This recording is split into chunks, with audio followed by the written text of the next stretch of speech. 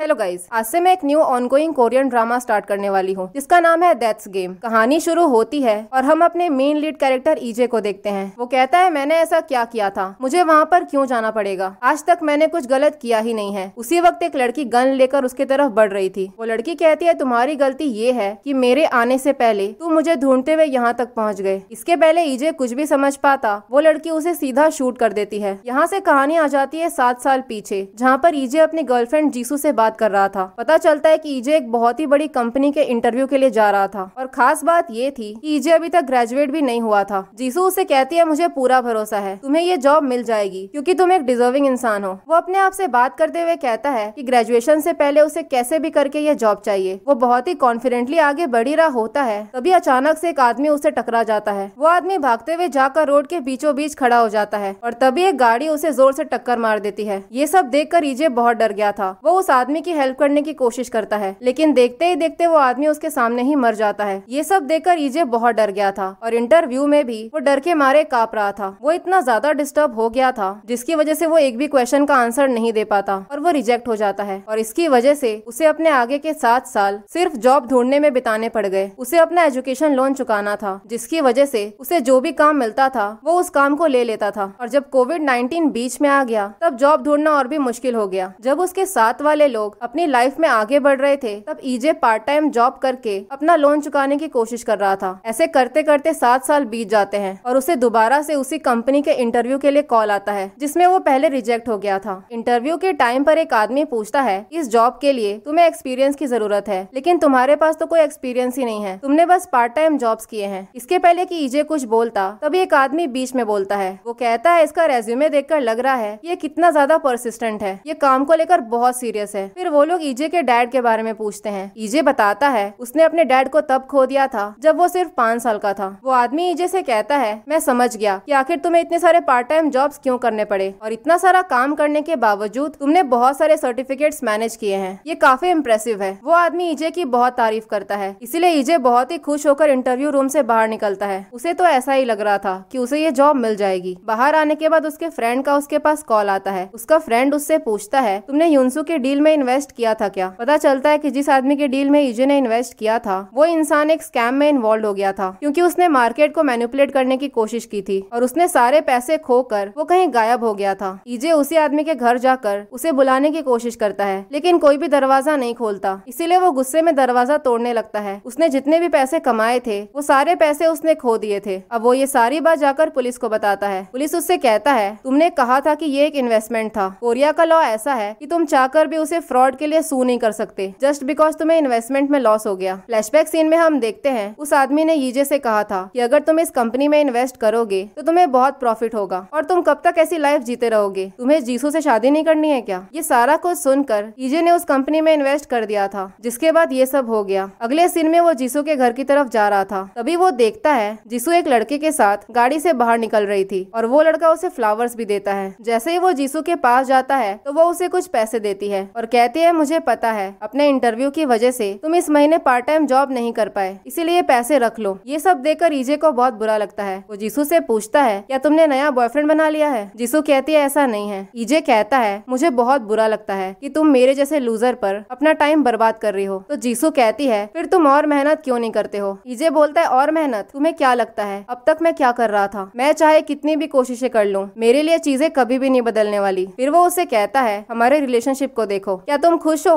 वो उसके सारे पैसे उसे वापस कर देता है और कहता है हमें अपना रिलेशनशिप यहीं पर खत्म कर देना चाहिए। अगले सीन में वो जैसे ही घर पर पहुंचता है तो देखता है वहाँ पर ताला लगा हुआ था और उसका सारा सामान बारिश में भीग रहा था। पता चलता है कि ईजे ने कुछ महीनों से रेंट पे नहीं किया था, इसीलिए उसके ओनर ने उसको घर से बाहर निकाल दिया था। फिर अगले सुबह उसे एक मैसेज आता है। मैसेज में ये लिखा था कि जो इंटरव्यू उसने दी थी उसमें वो रिजेक्ट हो गया है। अब कोई भी चीज उससे बर्दाश्त नहीं हो रही थी, इसीलिए वो बुरी तरीके से टूट जाता है। फिर वो कुछ सोचकर टेरेस के एज पर खड़ा हो जाता है। वो मन में सोचता है ये सारा कुछ उस आदमी की वजह से हो रहा है जिससे वो 7 साल पहले टकराया था। वो कहता है उस आदमी की वजह से उसकी पूरी लाइफ खत्म हो गई। फिर वो बोलता है उसे मरने से डर नहीं लगता बल्कि जीने से लगता है, क्योंकि मरने के बाद उसकी सारी तकलीफें खत्म हो जाएगी। अब यही सोचकर वो बिल्डिंग से कूद जाता है। उस टाइम पर उसके फोन में उसकी मॉम का कॉल आ रहा था। अब मरने के बाद वो एक प्लेन में पहुंच जाता है। वो कहता है आफ्टर लाइफ जाने के लिए प्लेन से ट्रेवल करना पड़ता है क्या। वो जैसे ही अपना चेहरा देखता है तो वो डर जाता है क्योंकि उसका चेहरा बदल चुका था और उसके सामने एक लड़की बैठी हुई थी। वो लड़की ईजे का सुसाइड नोट पढ़ने लगती है। ईजे उससे पूछता है तुम्हें मेरा नाम कैसे पता चला? वो लड़की उससे पूछती है ये नोट तुम्ही ने लिखा था ना, ये तुम्हारा सुसाइड नोट है। ईजे उससे पूछता है तुम्हें ये नोट कहाँ से मिला? फिर अगले ही मोमेंट हम देखते हैं वो नोट जल जाता है। वो लड़की ईजे से कहती है तुम मर चुके हो। वो लड़की अपना गॉगल हटाती है और उसकी आंखें बहुत ही अजीब सी थी। ईजे जैसे ही उसकी आंखों में देखता है तो यहाँ पर हमें बहुत ही अलग सी जगह दिखाई जाती है जहाँ पर ईजे अपने ओरिजिनल लुक में आ गया था और वो लड़की उसके सामने खड़ी थी। वो उससे पूछता है हम लोग हेल में हैं क्या? वो लड़की कहती है नहीं, तुम हेल में जा ही रहे थे, लेकिन उसके पहले मैं तुम्हें यहाँ पर लेकर आ गई क्योंकि मैं तुम्हें पनिश करना चाहती हूँ। ईजे उससे पूछता है तुम मुझे पनिश क्यों करना चाहती हो? वो लड़की कहती है क्योंकि तुमने मेरा मजाक उड़ाया है। ईजे कहता है तुम होती कौन हो मुझे पनिशमेंट देने वाली? वो लड़की कहती है मैं वो हूँ जो कभी मरती नहीं। फिर अगले ही मोमेंट वो उसके पास पहुंचकर उसका गला पकड़ लेती है और वहीं पर नीचे हम बहुत सारे अजीब से क्रिएचर्स को देखते हैं। ईजे उससे पूछता है तुम हो कौन? वो लड़की कहती है मैं डेथ हूँ और तुमने मेरा मजाक उड़ाया है इसीलिए तुम्हें पनिशमेंट दी जाएगी। इतना बोलकर वो उसको सीधा नीचे फेंक देती है। वो दर्द से तड़प रहा था, तभी उसको एकदम से होश आता है और वो उसी प्लेन में था। वो उससे पूछता है तू मुझे कौन सा पनिशमेंट दोगी? डेथ कहती है भगवान हर एक इंसान को एक प्रिविलेज देते हैं, इंसानों को अपने लाइफ टाइम में बस एक ही बार मरना होता है। ईजे उससे पूछता है ये प्रिविलेज कैसे हुआ? डेथ कहती है अब तुम्हें एक बार नहीं बल्कि 12 बार मरना होगा। तुम्हारा सोल 12 इंसानों के शरीर में जाएगा और तुम्हें 12 बार डेथ फेस करना होगा। तुम खुद ही एक्सपीरियंस करो कि डेथ कितना पेनफुल हो सकता है। फिर वो आगे बताती है अगर तुमने किसी की बॉडी में डेथ को अवॉइड कर लिया तो तुम अपने आगे की जिंदगी उसी इंसान के शरीर में रहकर जी सकते हो। ईजे कहता है मैं तो जिंदा रहना ही नहीं चाहता क्योंकि मेरी लाइफ हेल से कम नहीं थी, इसीलिए मैंने अपनी जान ली और तुम चाहती हो कि मैं दोबारा से जीऊं। तो वो लड़की कहती है तुम्हें क्या लगता है इन सारे चीजों का एंड डेथ होता है? ये तो बस शुरुआत है। इतना बोलकर वो वहाँ से गायब हो जाती है। तभी अचानक से क्लाइमेट बदल जाता है और प्लेन हिलने लग जाता है। ये सब देखकर ईजे बहुत डर गया था। उसे ऐसा लग रहा था कि अब तो वो मर ही जाएगा, इसीलिए वो लाइफ जैकेट पहन लेता है, लेकिन ऐसा कुछ भी नहीं होता। ये बस एक टर्बुलेंस था। थोड़ी ही देर में सब कुछ शांत हो जाता है। ईजे को समझ में नहीं आ रहा था कि आखिर हो क्या रहा है। वो एकदम से उठकर सारा कुछ यहाँ वहाँ देखने लगता है। उसे वहाँ पर बहुत ही महंगी महंगी चीजें मिलती हैं। तभी अचानक से एक चमकता हुआ स्टोन उसके अंदर घुस जाता है और उसे उस इंसान की सारी मेमोरीज दिखने लगती है जिसके बॉडी में उसका सोल था। ये जिनते नाम के आदमी की बॉडी थी जो उसी कंपनी तैकांग के सीईओ का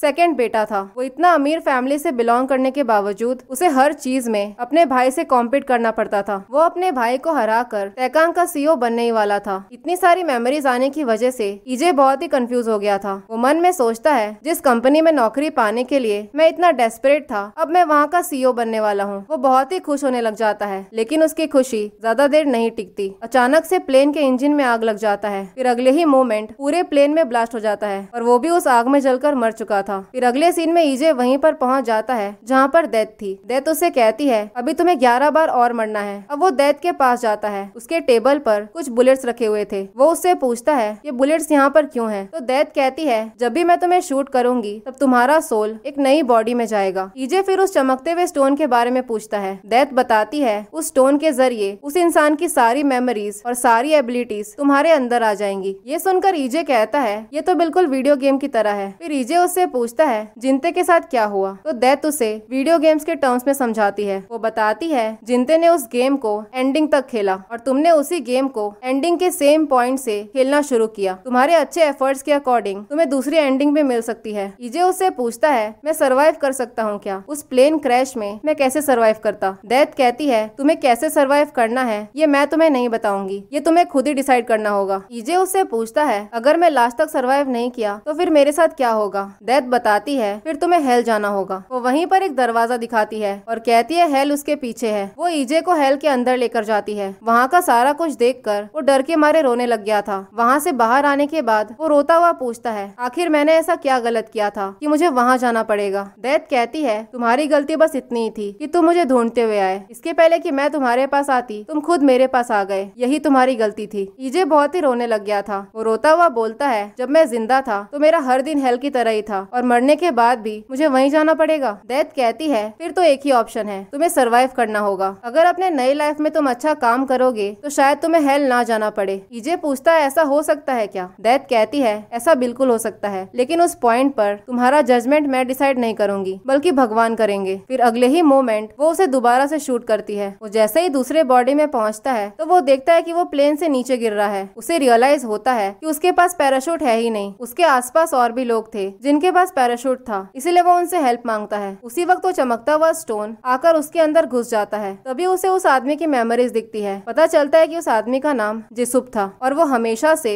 एक्सट्रीम स्पोर्ट्स का फैन रह चुका है। उसने कई बार बहुत ही खतरनाक चैलेंजेस किए हैं और उसके चैलेंजेस की वजह से उसका नाम 4 बार गिनीज वर्ल्ड रिकॉर्ड में भी है। और आज वो बिना पैराशूट के जमीन से 8000 ऊपर की ऊंचाई से जंप का रिकॉर्ड बना रहा है। जमीन पर एक सेफ्टी नेट इंस्टॉल किया गया था जिसके ऊपर उसे लैंड करना है। ये सारा कुछ लाइव टेलीकास्ट किया जा रहा था और पूरी पब्लिक ये सारा कुछ देख रही थी। अगर आज उसने ये कर लिया तो उसे अपने स्पॉन्सर से 3 बिलियन पैसे मिलने वाले थे। ईजे के अंदर उस आदमी की सारी मेमोरीज आ जाती है जिसकी वजह से वो बहुत ही कॉन्फिडेंट हो गया था। उसके अंदर जितना भी डर था वो सारा डर खत्म हो चुका था। वो मन में सोचता है कि इतने सारे पैसों के लिए उसे एक ट्राई तो करना ही चाहिए। वो अपने आप को हवा में स्टेबल कर लेता है। फिर वो देखता है कि सेफ्टी नेट कहाँ पर लगा है। जैसे ही उसको सेफ्टी नेट दिख जाता है वो उसी डायरेक्शन में जाने लगता है, पर वो उस सेफ्टी नेट के थोड़े दूर पर गिरता है जिसकी वजह से उसकी मौत वहीं पर हो जाती है। और इसी सीन के साथ एपिसोड 1 यहीं पर खत्म होता है।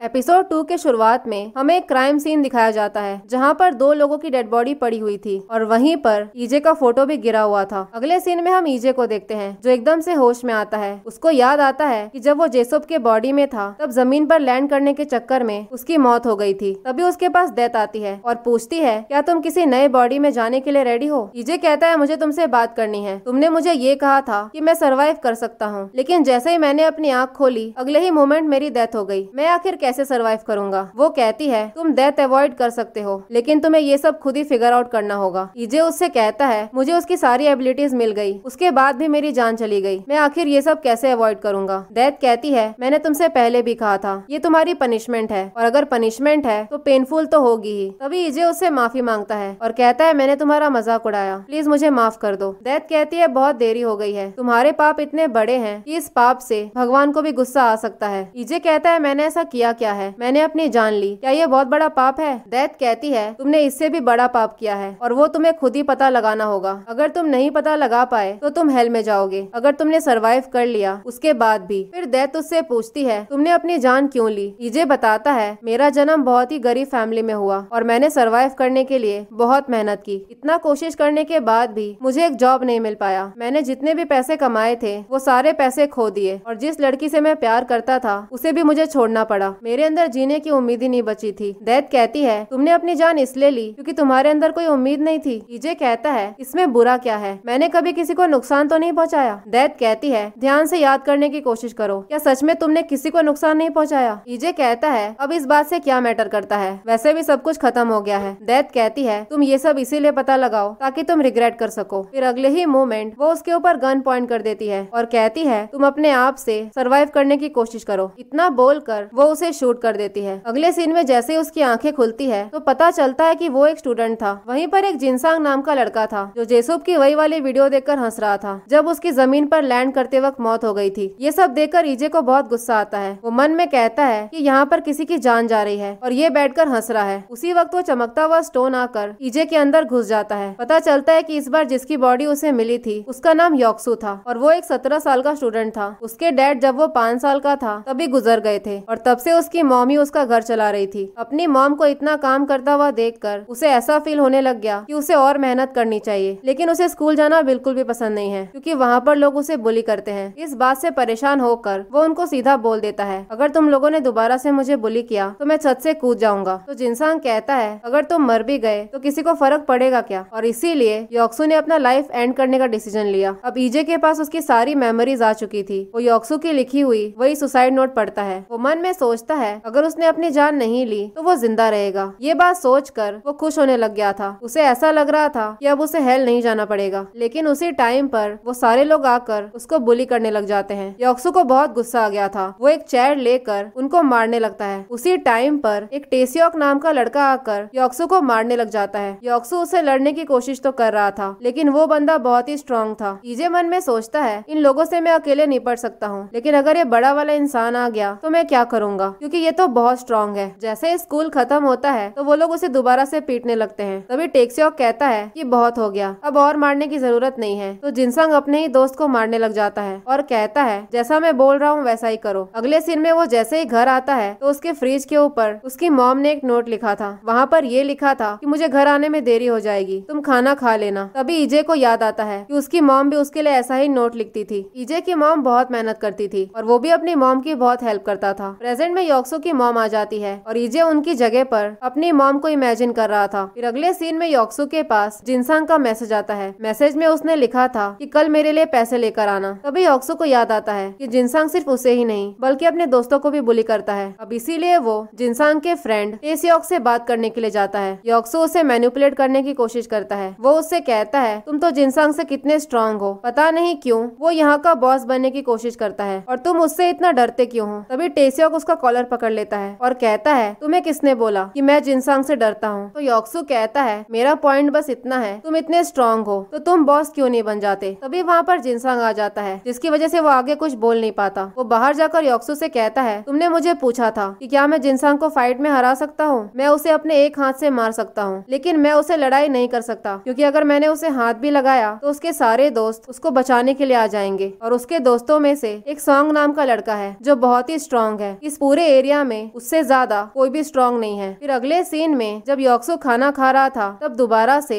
जिनसंग उसको परेशान करने लग जाता है। इस बार योक्सो को बहुत गुस्सा आ गया था। वो अपना सारा खाना लेकर जिनसंग के ऊपर गिरा देता है। ये सब देखकर जिनसंग को बहुत गुस्सा आ गया था। वो टेस्योक से कहता है जाकर योक्सो को पकड़ो, लेकिन टेस्योक उसकी बात नहीं मानता और सारे बच्चे जिनसंग के ऊपर हंसने लगते हैं। उसका फ्रेंड टेस्योक से पूछता है तुमने जिनसंग की मदद क्यों नहीं की। फ्लैशबैक सीन में हम देखते हैं योक्सो ने टेस्योक से कहा था मैं चाहे जिनसंग के साथ कुछ भी करूं, तुम बीच में मत आना। अगले सीन में जिनसंग उसी आदमी के पास जाता है जो इस एरिया का सबसे स्ट्रॉन्ग इंसान था। अब वो सारे लोग योक्सो को मारने के लिए पहुंच जाते हैं। सॉन्ग जैसे योक्सो को देखता है तो वो शॉक हो जाता है क्योंकि योक्सो तो छोटा सा बच्चा था। उसके सारे दोस्त कहते हैं हम लोग इतनी दूर से एक बच्चे को मारने के लिए आए हैं। अब वो जिनसंग पर चिल्लाने लगता है। वो कहता है तुम मेरी इंसल्ट करने के लिए मुझे यहाँ पर लेकर आए थे, तुम एक छोटे से बच्चे को अपने आप से हैंडल नहीं कर सकते। अब सॉन्ग जिनसंग से अपनी सारी दोस्ती तोड़ देता है। फिर योक्सो जिनसंग से कहता है तुम्हें जो भी बात करनी है तुम मुझसे कर सकते हो, वैसे भी तुम्हारा फ्रेंड यहाँ से जा चुका है। ये सुनकर जिनसंग को बहुत गुस्सा आ गया था। वो योक्सो को मारने के लिए आता है लेकिन तभी टेस्योक बीच में आ जाता है। ईजे मन में कहता है जिनसंग अपने आप को यहाँ का बॉस समझता था लेकिन अब उसका थ्रोन नीचे गिर चुका है। और उस दिन के बाद से किसी ने योक्सो को बुली नहीं किया और उसके सारे दोस्तों ने भी जिनसंग को अकेला छोड़ दिया। अगले सीन में हम योक्सो को देखते हैं। तभी उसके पास जिनसंग आता है। वो कहता है सब कुछ तुम्हारी वजह से हुआ। योक्सो उससे कहता है तुम्हें पता है मैंने ये सब क्यों किया, मैंने ये सब तुम्हारी वजह से किया। फिर वो जिनसंग को गाली देकर वहाँ से निकल जाता है। तभी जिनसंग को याद आता है कि स्कूल में सारे लोग उसको गालियाँ दे रहे हैं। फिर अगले ही मोमेंट वो घर जा ही रहा होता है तभी वो एकदम से एक गाड़ी के सामने आ जाता है लेकिन उस आदमी ने ब्रेक मार दिया था जिसकी वजह से योक्सो की जान बच जाती है। लेकिन तभी जिनसंग आकर योक्सो के सर पे पत्थर से जोर से मारता है जिसकी वजह से वो वहीं पर गिर गया था। फिर वो उस पत्थर से बुरी तरीके से उसकी जान ले लेता है। अगले सीन में जैसे ही ईजे को होश आता है तो वो दैत के सामने था। वो दैत से कहता है जिनसंग ने मेरी जान इसलिए ले ली क्योंकि उसकी लाइफ थोड़ी सी मुश्किल हो गई। दैत कहती है इंसान ऐसे ही होते हैं, वो ऐसा ही करते हैं। फिर ईजे पूछता है योक्सो सच में अपनी जान लेने वाला था क्या? मैंने सब कुछ फिगर आउट कर लिया था और दैत को अवॉइड करने की भी कोशिश की थी। क्या तुमने इन सब चीजों में कुछ किया है क्या? मुझे तो ऐसा लगता है कि मेरी डेस्टिनी पहले से ही लिखी जा चुकी है कि मुझे हेल में ही जाना है और अगर मैं दैत को अवॉइड करने की कोशिश भी कर रहा हूँ तो तुम बीच में आकर सब कुछ खराब कर रही हो और तुमने मुझे फॉल्स होप दिया। ये सब सुनकर दैत को बहुत गुस्सा आ गया था। वो एकदम से उसके पीछे आ जाती है और उसको उठाकर दूर पटक देती है। फिर वो उसको टॉर्चर करते हुए बोलती है अगर तुम दोबारा से अपने मैनर्स भूल गए तो तुम्हारे साथ अच्छा नहीं होगा और अगर तुमने अपनी जान लेने की कोशिश की तो तुम्हें इससे भी बड़ी सजा मिलेगी। फिर दैत बताती है तुमने सही गैस किया है, योक्सो अपनी जान लेने वाला था और तुम्हारे साथ जो भी हुआ वो तुम्हारी चॉइसेस की वजह से हुआ। तो ईजे कहता है तुम मुझे ऐसी बॉडी में क्यों नहीं डाल देती जहाँ पर सरवाइव करना इजी हो। दैत कहती है अगर मैंने ऐसा किया तो मुझे मजा नहीं आएगा। फिर अगले ही मोमेंट वो उसे दोबारा से शूट कर देती है। इस बार वो जिस इंसान की बॉडी में गया था उस इंसान को कुछ लोगों ने पकड़ के रखा था। उसके सामने एक आदमी बैठा हुआ था। वो उससे पूछता है वो लड़की और पैसे कहाँ हैं, लेकिन वो कुछ नहीं बोलता। तभी वो लोग मिलकर उसके आंख में नीडल घुसाने लग जाते हैं। ये सब देखकर वो डर गया था। वो उनसे कहता है मैं तुम्हें सब कुछ बताऊंगा, मुझे बस थोड़ा सा टाइम दे दो क्योंकि फिलहाल मुझे कुछ भी याद नहीं है। तभी वो आदमी उसे मारने के लिए आगे बढ़ने लगता है। इसके पहले कि वो उसे मारता तभी वो चमकता हुआ स्टोन आकर उसके अंदर घुस जाता है। पता चलता है कि इस बार जिस इंसान की बॉडी में वो गया था उसका नाम जुहुन था और वो एक फिक्सर ग्रुप से बिलोंग करता था। वो एक क्रिमिनल वर्ल्ड का बहुत ही बड़ा सीक्रेट ऑर्गेनाइजेशन था। वो लोग अपने क्लाइंट का सारा प्रॉब्लम सॉल्व करते थे, चाहे उसके लिए उन्हें मर्डर ही क्यों न करना पड़े। वहीं पर हम एक लड़की को देखते हैं जिसे बहुत ही बुरी तरीके से टॉर्चर किया जा रहा था। वो जुहुन से कहती है मैं यहाँ पर नहीं रहना चाहती हूँ। जुहुन उसे भरोसा दिलाता है और बोलता है हम दोनों यहाँ से भाग जाएंगे। इसीलिए वो अपने बॉस के पास से 10 बिलियन पैसे चुरा कर उस लड़की के साथ भागने के प्लान में था। लेकिन इसके पहले कि वो उस लड़की के पास पहुंचता, उसका बॉस उसे पकड़ लेता है। प्रेजेंट सीन में वो लोग उस पर अटैक कर देते हैं। वो अपने आप को बचाने की बहुत कोशिश कर रहा था। काफी देर फाइट चलने के बाद वो सबको मारकर ढेर कर देता है। तभी वो अपना चेहरा मिरर में देखता है और कहता है लगता है इस इंसान की लाइफ बहुत ही ड्रामेटिक रही है। इसकी लाइफ तो ऐसी है कि ये किसी भी मोमेंट मर सकता है। अब वो सोच में पड़ गया था कि क्या उसे इस इंसान की बॉडी में रहकर जीना चाहिए। तभी उसे दैत की बोली हुई बात याद आती है। दैत ने उससे कहा था कि अगर तुमने अपनी जान खुद ली तो तुम्हें बहुत बड़ी पनिशमेंट मिलेगी। फिर वो सोचता है इस इंसान के पास 10 बिलियन पैसे हैं, अगर इतने सारे पैसे रहेंगे तो इसकी गरीबी वाली लाइफ खत्म हो जाएगी। ऐसे करके वो दैत को अवॉइड कर सकता था। फिर अगले ही मोमेंट वो वहाँ से बाइक लेकर निकल जाता है। पता चलता है कि इसके बाइक चलाने की एबिलिटीज बहुत अच्छी थी। उसी वक्त वो आदमी होश में आ जाता है और किसी को बताता है कि जुहुन यहाँ से भाग गया है। अगले ही मोमेंट जुहुन को ढूंढने का ऑर्डर दिया जाता है और बताया जाता है कि जो भी उसे ढूंढेगा उसे 2 बिलियन पैसे मिलेंगे। अब सारे लोग उसको पकड़ने के लिए उसके पीछे पड़ गए थे और इसी सीन के साथ एपिसोड 2 यहीं पर खत्म होता है।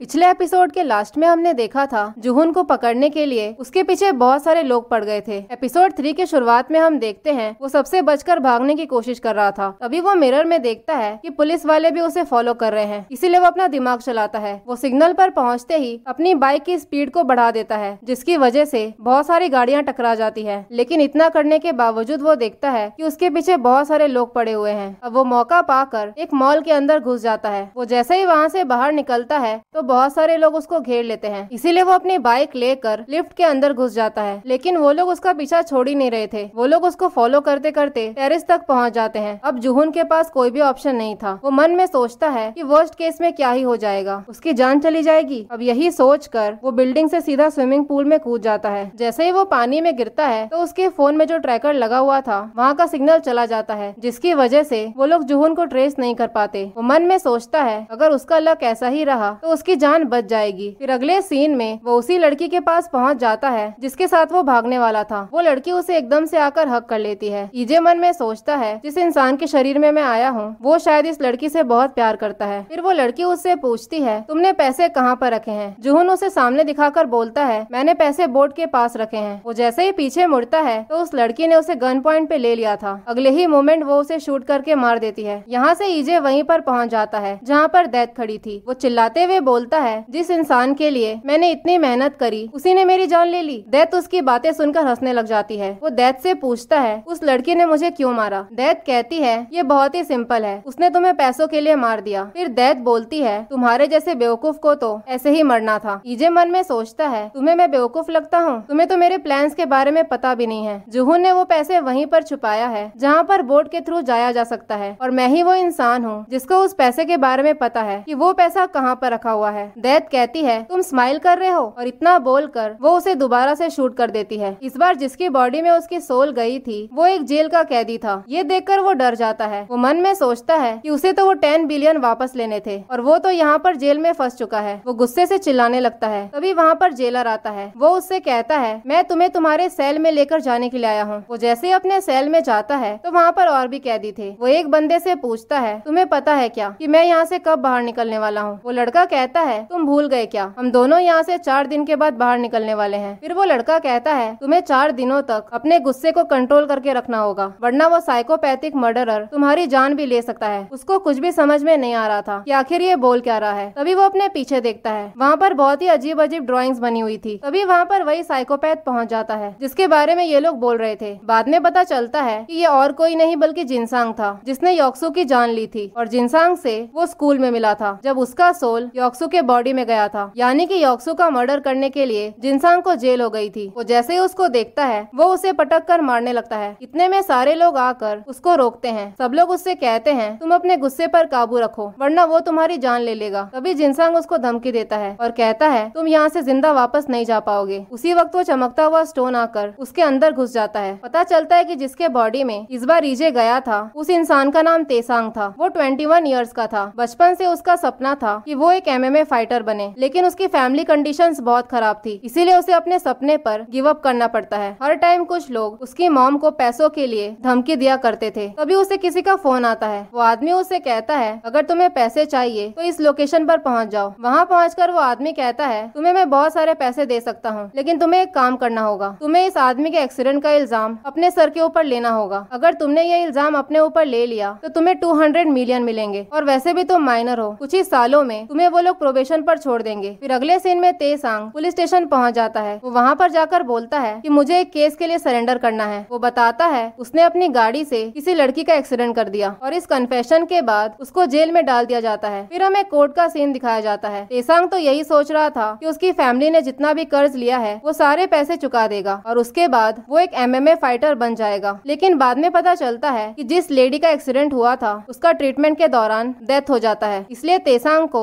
2 साल की सजा हो जाती है और उसपे किसी को जान से मारने का चार्ज लग गया था। ये सब देखकर वो बहुत ही गुस्से में आ गया था। जिस आदमी ने उसे सारा इल्जाम अपने ऊपर लेने के लिए बोला था वो उस पे भी चिल्लाने लगता है। अब क्योंकि उसको जेल हो जाती है इसीलिए उसे अपने सपने पर गिव अप करना पड़ जाता है। फिर अगले सीन में वो उसी आदमी के साथ बैठा हुआ था जिसने उसे सारा इल्जाम अपने ऊपर लेने के लिए बोला था। तेसांग उससे कहता है मैंने तुम्हें यहाँ पर नहीं बुलाया था, बल्कि मैंने उस आदमी को बुलाया था जिसने ये एक्सीडेंट किया और उसकी सजा मैं भुगत रहा हूँ। वो आदमी कहता है हमारे बीच जो भी था वो सब कुछ खत्म हो चुका है और वैसे भी हमने तुम्हें पैसे दे दिए हैं। तेसांग कहता है शायद तुम्हें कोई गलतफहमी हो रही है, मुझे 2 साल की जेल हुई है इसीलिए मुझे और पैसे चाहिए, क्योंकि पहले तुमने बोला था कि मुझे जेल नहीं होगी क्योंकि मैं एक माइनर हूँ, इसीलिए मुझे अब 1 बिलियन पैसे चाहिए और अगर तुमने मुझे पैसे नहीं दिए तो यहाँ से निकलते ही मैं पुलिस को सब कुछ बता दूंगा। फिर मैं भी देखता हूँ वो इंसान कैसे बचेगा जिसने ये एक्सीडेंट किया, और वो तो माइनर भी नहीं है, उसे बहुत ही लंबी सजा होगी। अब ईजे के पास तेसांग की सारी मेमोरीज आ चुकी थी और प्रेजेंट में जिनसांग उसके सामने खड़ा था। यहाँ से हमें फ्लैशबैक का सीन दिखाया जाता है जब जिनसांग को इस जेल में शिफ्ट किया गया था। सबको तो यही लग रहा था कि उसने कोई छोटा क्राइम किया होगा, लेकिन जिनसांग सबको बताता है कि उसने किसी का मर्डर किया है। फिर वो बताता है कि लोग उसे साइकोपैथ कहते हैं, उसे हमेशा से किसी को मारना था इसीलिए उसने अपनी ख्वाहिश पूरी कर ली। ये सब सुनकर वहाँ के सारे लोग डर गए थे। जिनसांग तेसांग से कहता है कि मेरे पास खोने के लिए कुछ भी नहीं है, अगर मैंने एक और मर्डर कर भी दिया तो मुझे कुछ खास फर्क नहीं पड़ेगा। प्रेजेंट में जिनसांग तेसांग से कहता है तुम्हें मरना है क्या, तो तेसांग हंसने लग जाता है और कहता है मुझे पता नहीं था कि तुम इतने अच्छे एक्टर हो। तभी तेसांग उससे पूछता है क्या तुम एक साइकोपैथ किलर हो, तो जिनसांग हाँ बोलता है। ये सुनते ही तेसांग उसको थप्पड़ मारता है। फिर वो उसे बार बार मारने लगता है और कहता है देखकर ऐसा लग रहा है कि तुम जरा भी चेंज नहीं हुए हो। जिनसांग उससे कहता है तुम्हें मरना है क्या, तो तेसांग कहता है मुझे मरना नहीं है बल्कि मुझे तो मारना है। फिर वो जिनसांग से कहता है मुझे थप्पड़ मारो वरना मैं तुम्हें मारूंगा। ये सुनते ही जिनसांग रोने लग जाता है और वो उसे सॉरी बोलता है। तेसांग पूछता है तुम मुझे सॉरी क्यों बोल रहे हो। जिनसांग कहता है क्योंकि मैंने तुमसे लड़ाई की। तेसांग कहता है तुम्हारा आंसर गलत है, तुम्हें सॉरी इसीलिए बोलना चाहिए क्योंकि तुमने योक्सु की जान ली। ये सुनते ही जिनसांग शॉक हो जाता है। वो उससे पूछता है तुम योक्सु को कैसे जानते हो। फिर तेसांग सबसे कहता है ये बस एक लूजर है जिसने स्कूल में एक छोटे बच्चे को बुली किया और उस छोटे बच्चे ने इसको बहुत ही बुरी तरीके से पीटा और बदला लेने के चक्कर में उसने उस बच्चे के ऊपर पीछे से वार किया और अब ये साइकोपैथिक किलर बनने का नाटक कर रहा है। जिनसांग उससे पूछता है तुम्हें ये सब कैसे पता है। तेसांग कहता है तुमने किसी की जान ली है, तुम्हें रिग्रेट करना चाहिए। इस चीज को वेपन की तरह यूज करके दूसरों को डराना बंद करो। अब सारे लोग मिलकर जिनसांग को मारने लग जाते हैं और कहते हैं तुमने हमसे झूठ बोला। अगले सीन में हम सारे लोगों को काम करता हुआ देखते हैं। तभी एक आदमी एक मशीन से तेसांग को मारने की कोशिश करता है, लेकिन जैसे ही वो कटर तेसांग तक पहुंचता है तभी वो एकदम से बाउंस होकर उसी आदमी का गला काट देता है जिस आदमी ने तेसांग पर अटैक किया था। तेसांग उसको बचाने की कोशिश करता है। इतने में वहाँ के सारे गार्ड्स उसको अपने साथ ले जाते हैं। तभी वहाँ पर जितने भी कैदी थे वो तेसांग से कहते हैं तुम अपनी फिक्र करो। तेसांग पूछता है तुम्हारा मतलब क्या है, तो वो लोग बताते हैं हमें किसी ने कहा है कि तुम यहाँ से जिंदा बाहर नहीं निकल सकते। तेसांग समझ गया था कि ये उसी आदमी का काम है जिसने उसे एक्सीडेंट का सारा इल्जाम अपने ऊपर लेने के लिए बोला था। देखते ही देखते वो लोग उस पर अटैक कर देते हैं, लेकिन तेसांग एक MMA फाइटर था इसीलिए वो बड़े ही आसानी से उन सबको मार के नीचे गिरा देता है। तभी वहाँ पर तेसांग का दोस्त रॉड लेकर भागता हुआ आता है। वो देखता है कि तेसांग ने पहले ही सबको नीचे गिरा दिया है। तेसांग समझ गया था कि वो उसका सच्चा दोस्त है, इसलिए वो उसकी हेल्प करने के लिए आया था। फिर हमें रात का सीन दिखाया जाता है। जब सारे कैदी सो जाते हैं तब जिनसांग उठकर तेसांग को मारने का प्लान बनाता है, लेकिन इतने में तेसांग उठकर बाहर आ जाता है। वो जिनसांग से पूछता है तुम क्या कर रहे हो। तेसांग उससे कहता है अगर तुमने मुझे मार दिया तो तुम्हें पता है तुम्हें यहाँ पर कितने सालों तक रहना पड़ेगा। जिनसांग कहता है वैसे भी सब कुछ खत्म हो गया है, सारे कैदियों को मैं इजी टारगेट लगता हूँ, इसीलिए सब लोग मुझे परेशान करते हैं और ये सब कुछ तुम्हारी वजह से हुआ है। तेसांग कहता है चाहे कुछ भी हो, तुमने दोबारा से किसी इंसान की जान लेने के बारे में सोचा भी कैसे। फिर वो पूछता है तुम्हें मेरे थप्पड़ से दर्द हुआ क्या? जब तुम्हें टेस्योक ने मारा था तब तुम्हें कितना दर्द हुआ था? ये सुनते ही जिनसांग डर जाता है। उसे याद आता है कि क्लास में टेस्योक ने उसे कितनी बुरी तरीके से मारा था। वो तेसांग से पूछता है तुम्हें ये सब कैसे पता चला? तो तेसांग कहता है मुझे ये सारा कुछ योक्सु ने बताया, वो तुम्हारे ठीक पीछे खड़ा है। ये सुनते ही जिनसांग डर जाता है। तेसांग उससे कहता है मैंने तुम्हें पहले भी बताया था कि मैं मरे हुए लोगों को देख सकता हूँ, क्योंकि मेरी मॉम एक शैमन है। अब तेसांग उसको सारी बातें बताता है, जो भी बातें जिनसांग और योक्सु के बीच में हुई थी। जिनसांग को समझ में नहीं आ रहा था कि ये सारा कुछ इसको कैसे पता चला। फिर तेसांग उससे कहता है योक्सु जानना चाहता है कि तुमने जो भी किया तुम उसके लिए सॉरी हो या नहीं। जिनसांग कहता है मैं सॉरी क्यों बोलूं, उसी की वजह से मैं जेल में फंस गया हूँ। ये सुनते ही तेसांग उसको थप्पड़ मारता है। वो बताता है कि योक्सु ने मुझसे कहा कि वो जिंदगी भर तुम्हें हॉन्ट करेगा जब तक तुम मर नहीं जाते। ये सब सुनकर जिनसांग बहुत डर गया था। फिर फाइनली वो दिन आ जाता है जब तेसांग यहाँ से रिलीज होने वाला था। जाते वक्त हम देखते हैं जिनसांग बहुत डरा हुआ था। वो बार बार योक्सु के बारे में ही सोच रहा था। वो जैसे ही वहाँ से बाहर निकलता है तो वहाँ पर वही आदमी था जिसने उसे सारा इल्जाम अपने ऊपर लेने के लिए बोला था। वो तेसांग को बहुत सारे पैसे देता है। तेसांग कहता है मुझे ये पैसे नहीं चाहिए, आगे से मैं जो भी करूँगा अपने दम पर करूँगा। फिर अगले सीन में वो वहीं पर पहुँच जाता है जहाँ पर जुहून ने वो पैसे छुपाए थे जब वो उस लड़की के साथ भागने वाला था। अब उस लोकेशन पर पहुंचकर उसे सारे पैसे मिल जाते हैं जो पैसे जुहून ने वहाँ पर छुपाए थे। वो सोचता है उसे थोड़ी देर यहीं पर सो जाना चाहिए। तभी ईजे को ऐसा फील होता है कि उसके सामने उसकी मॉम बैठी है, लेकिन ये तो बस एक सपना था। तभी अचानक से फोन की घंटी बजती है। पता चलता है कि तेसांग की मॉम फोन कर रही थी। फोन पर उसकी मॉम उससे सॉरी बोलती है और कहती है मेरी वजह से तुम्हें इतना कुछ झेलना पड़ा। उसकी मॉम उससे पूछती है कि तुम कब घर आओगे। तभी तेसांग को ऐसा फील होता है कि उसकी मॉम उसके सामने बैठी है। वो बहुत इमोशनल हो गया था। यही सब सोचकर वो अपनी मॉम से कहता है कि मैं जल्दी ही घर वापस आ जाऊंगा। वहाँ से निकलकर वो एक लॉकर के पास जाता है और पैसों को डिवाइड कर देता है। थोड़े पैसे वो अपने पास रख लेता है और बाकी के वो लॉकर में छुपा देता है। वो ये सोचता है कि उसे बाकी के पैसे अपनी मॉम के लिए छोड़ देने चाहिए। वो जैसे ही वहाँ से बाहर निकलता है तब कोई आदमी उसको फॉलो कर रहा था। वो आदमी पीछे से आकर तेसांग को स्टैब कर देता है। तेसांग उससे पूछता है कि तुम हो कौन? तो वो आदमी कहता है मैं 2 सालों से तुम्हें मारने का वेट कर रहा हूँ। फिर वो बताता है वो उसी लड़की का डैड है जिसकी जान उस एक्सीडेंट में गई थी। वो आदमी कहता है तुम्हारी वजह से उसकी बेटी की जान चली गई और तुम्हें सिर्फ 2 साल की सजा हुई क्योंकि तुम एक माइनर थे। तेसांग उससे कहता है मुझे माफ कर देना, लेकिन मैं वो इंसान नहीं हूँ जिसने वो एक्सीडेंट किया। मैंने तुम्हारी बेटी की जान नहीं ली है। इसके पहले कि वो आगे कुछ बोलता तभी वहाँ पर तेसांग का फ्रेंड आ जाता है, इसीलिए वो आदमी वहाँ से भाग गया था। तेसांग का फ्रेंड पूछता है तुम ठीक तो हो ना? तेसांग कहता है मैं बिल्कुल ठीक हूँ। तो उसका दोस्त कहता है मुझे तो ऐसा लगा कि मुझसे पहले तुम्हें कोई और ही मार देगा। फिर वो उसे नाइफ दिखाकर कहता है मैं ही तुम्हें पहले मारने वाला था। ये सब देखकर तेसांग शॉक हो गया था। जिसको वो फ्रेंड समझ रहा था वो तो उसका सबसे बड़ा दुश्मन निकला। तेसांग उससे पूछता है तुम ये सब क्यों कर रहे हो? तो वो लड़का कहता है उन लोगों ने मुझसे कहा था कि अगर मैंने तुम्हारी जान ले ली तो वो लोग मुझे पैसे देंगे। फ्लैशबैक सीन में हम देखते हैं जब तेसांग ने सारे गुंडों को मार दिया था तब उसका दोस्त एक रॉड लेकर वहाँ पर आया था। एक्चुअली में वो उसको बचाने के लिए नहीं आया था बल्कि वो उसे मारने आया था क्योंकि उसे बदले में बहुत सारे पैसे मिलने वाले थे। प्रेजेंट में तेसांग उससे कहता है तुम्हें जितने भी पैसे चाहिए वो पैसे मैं तुम्हें दूंगा, मेरे पास बहुत सारे पैसे हैं। लेकिन वो लड़का उसकी बात नहीं सुनता और वो उसे जान से मार देता है। उसी टाइम पर उसे उसकी मॉम का फोन आ रहा था, लेकिन वो चाहकर भी फोन रिसीव नहीं कर पाता और वहीं पर उसकी मौत हो जाती है। फिर अगले सीन में ईजे को जैसे ही होश आता है तो वो बहुत रोने लग गया था क्योंकि उसे अपनी मॉम की याद आ रही थी। वो डेथ से कहता है मैं सरवाइव कर सकता था, अगर उस आदमी ने मुझे पहले स्टैब नहीं किया होता तो मैं आसानी से फाइट कर लेता। लेकिन मेरी सबसे बड़ी गलती यही थी कि मैं उस लड़की की फैमिली को भूल गया जिसके एक्सीडेंट में मौत हो गई थी। डेथ कहती है तुम एक सेल्फिश इंसान हो, तुम दूसरों के बारे में जरा भी नहीं सोचते। फिर ईजे मन में सोचता है मुझे अपनी नेक्स्ट लाइफ पर फोकस करना चाहिए ताकि मैं वो पैसे वापस ले सकूं। वो डेथ से कहता है मुझे जल्दी से शूट कर दो। डेथ उससे पूछती है तुम इतने गड़बड़ में क्यों हो? फिर वो एकदम से हंसते हुए बोलती है अगर तुम यही चाहते हो तो फिर ठीक ठीक है। इतना बोलकर वो उसे शूट कर देती है। फिर अगले ही मोमेंट जैसे ही उसका सोल किसी और के बॉडी में जाता है तो पता चलता है कि इस बार वो बॉडी किसी छोटे से बच्चे की थी जो चल भी नहीं सकता था। वो चिल्ला रहा होता है लेकिन कोई भी उसकी आवाज नहीं सुन पाता क्योंकि वो तो एक बेबी था। ईजे तो ये प्लान करके आया था कि वो सारे पैसे निकाल के रख लेगा, लेकिन उसका सारा प्लान फेल हो चुका था। तभी उसे याद आता है कि शूट करते वक्त डेथ ने स्माइल किया था। वो समझ गया था कि वो क्यों स्माइल कर रही थी और ये सीन लिटरली बहुत फनी था। अब वो जोर से चिल्ला रहा होता है कि उसे 10 बिलियन पैसे कैसे मिलेंगे। और इसी सीन के साथ एपिसोड 3 यहीं पर खत्म हो जाता है।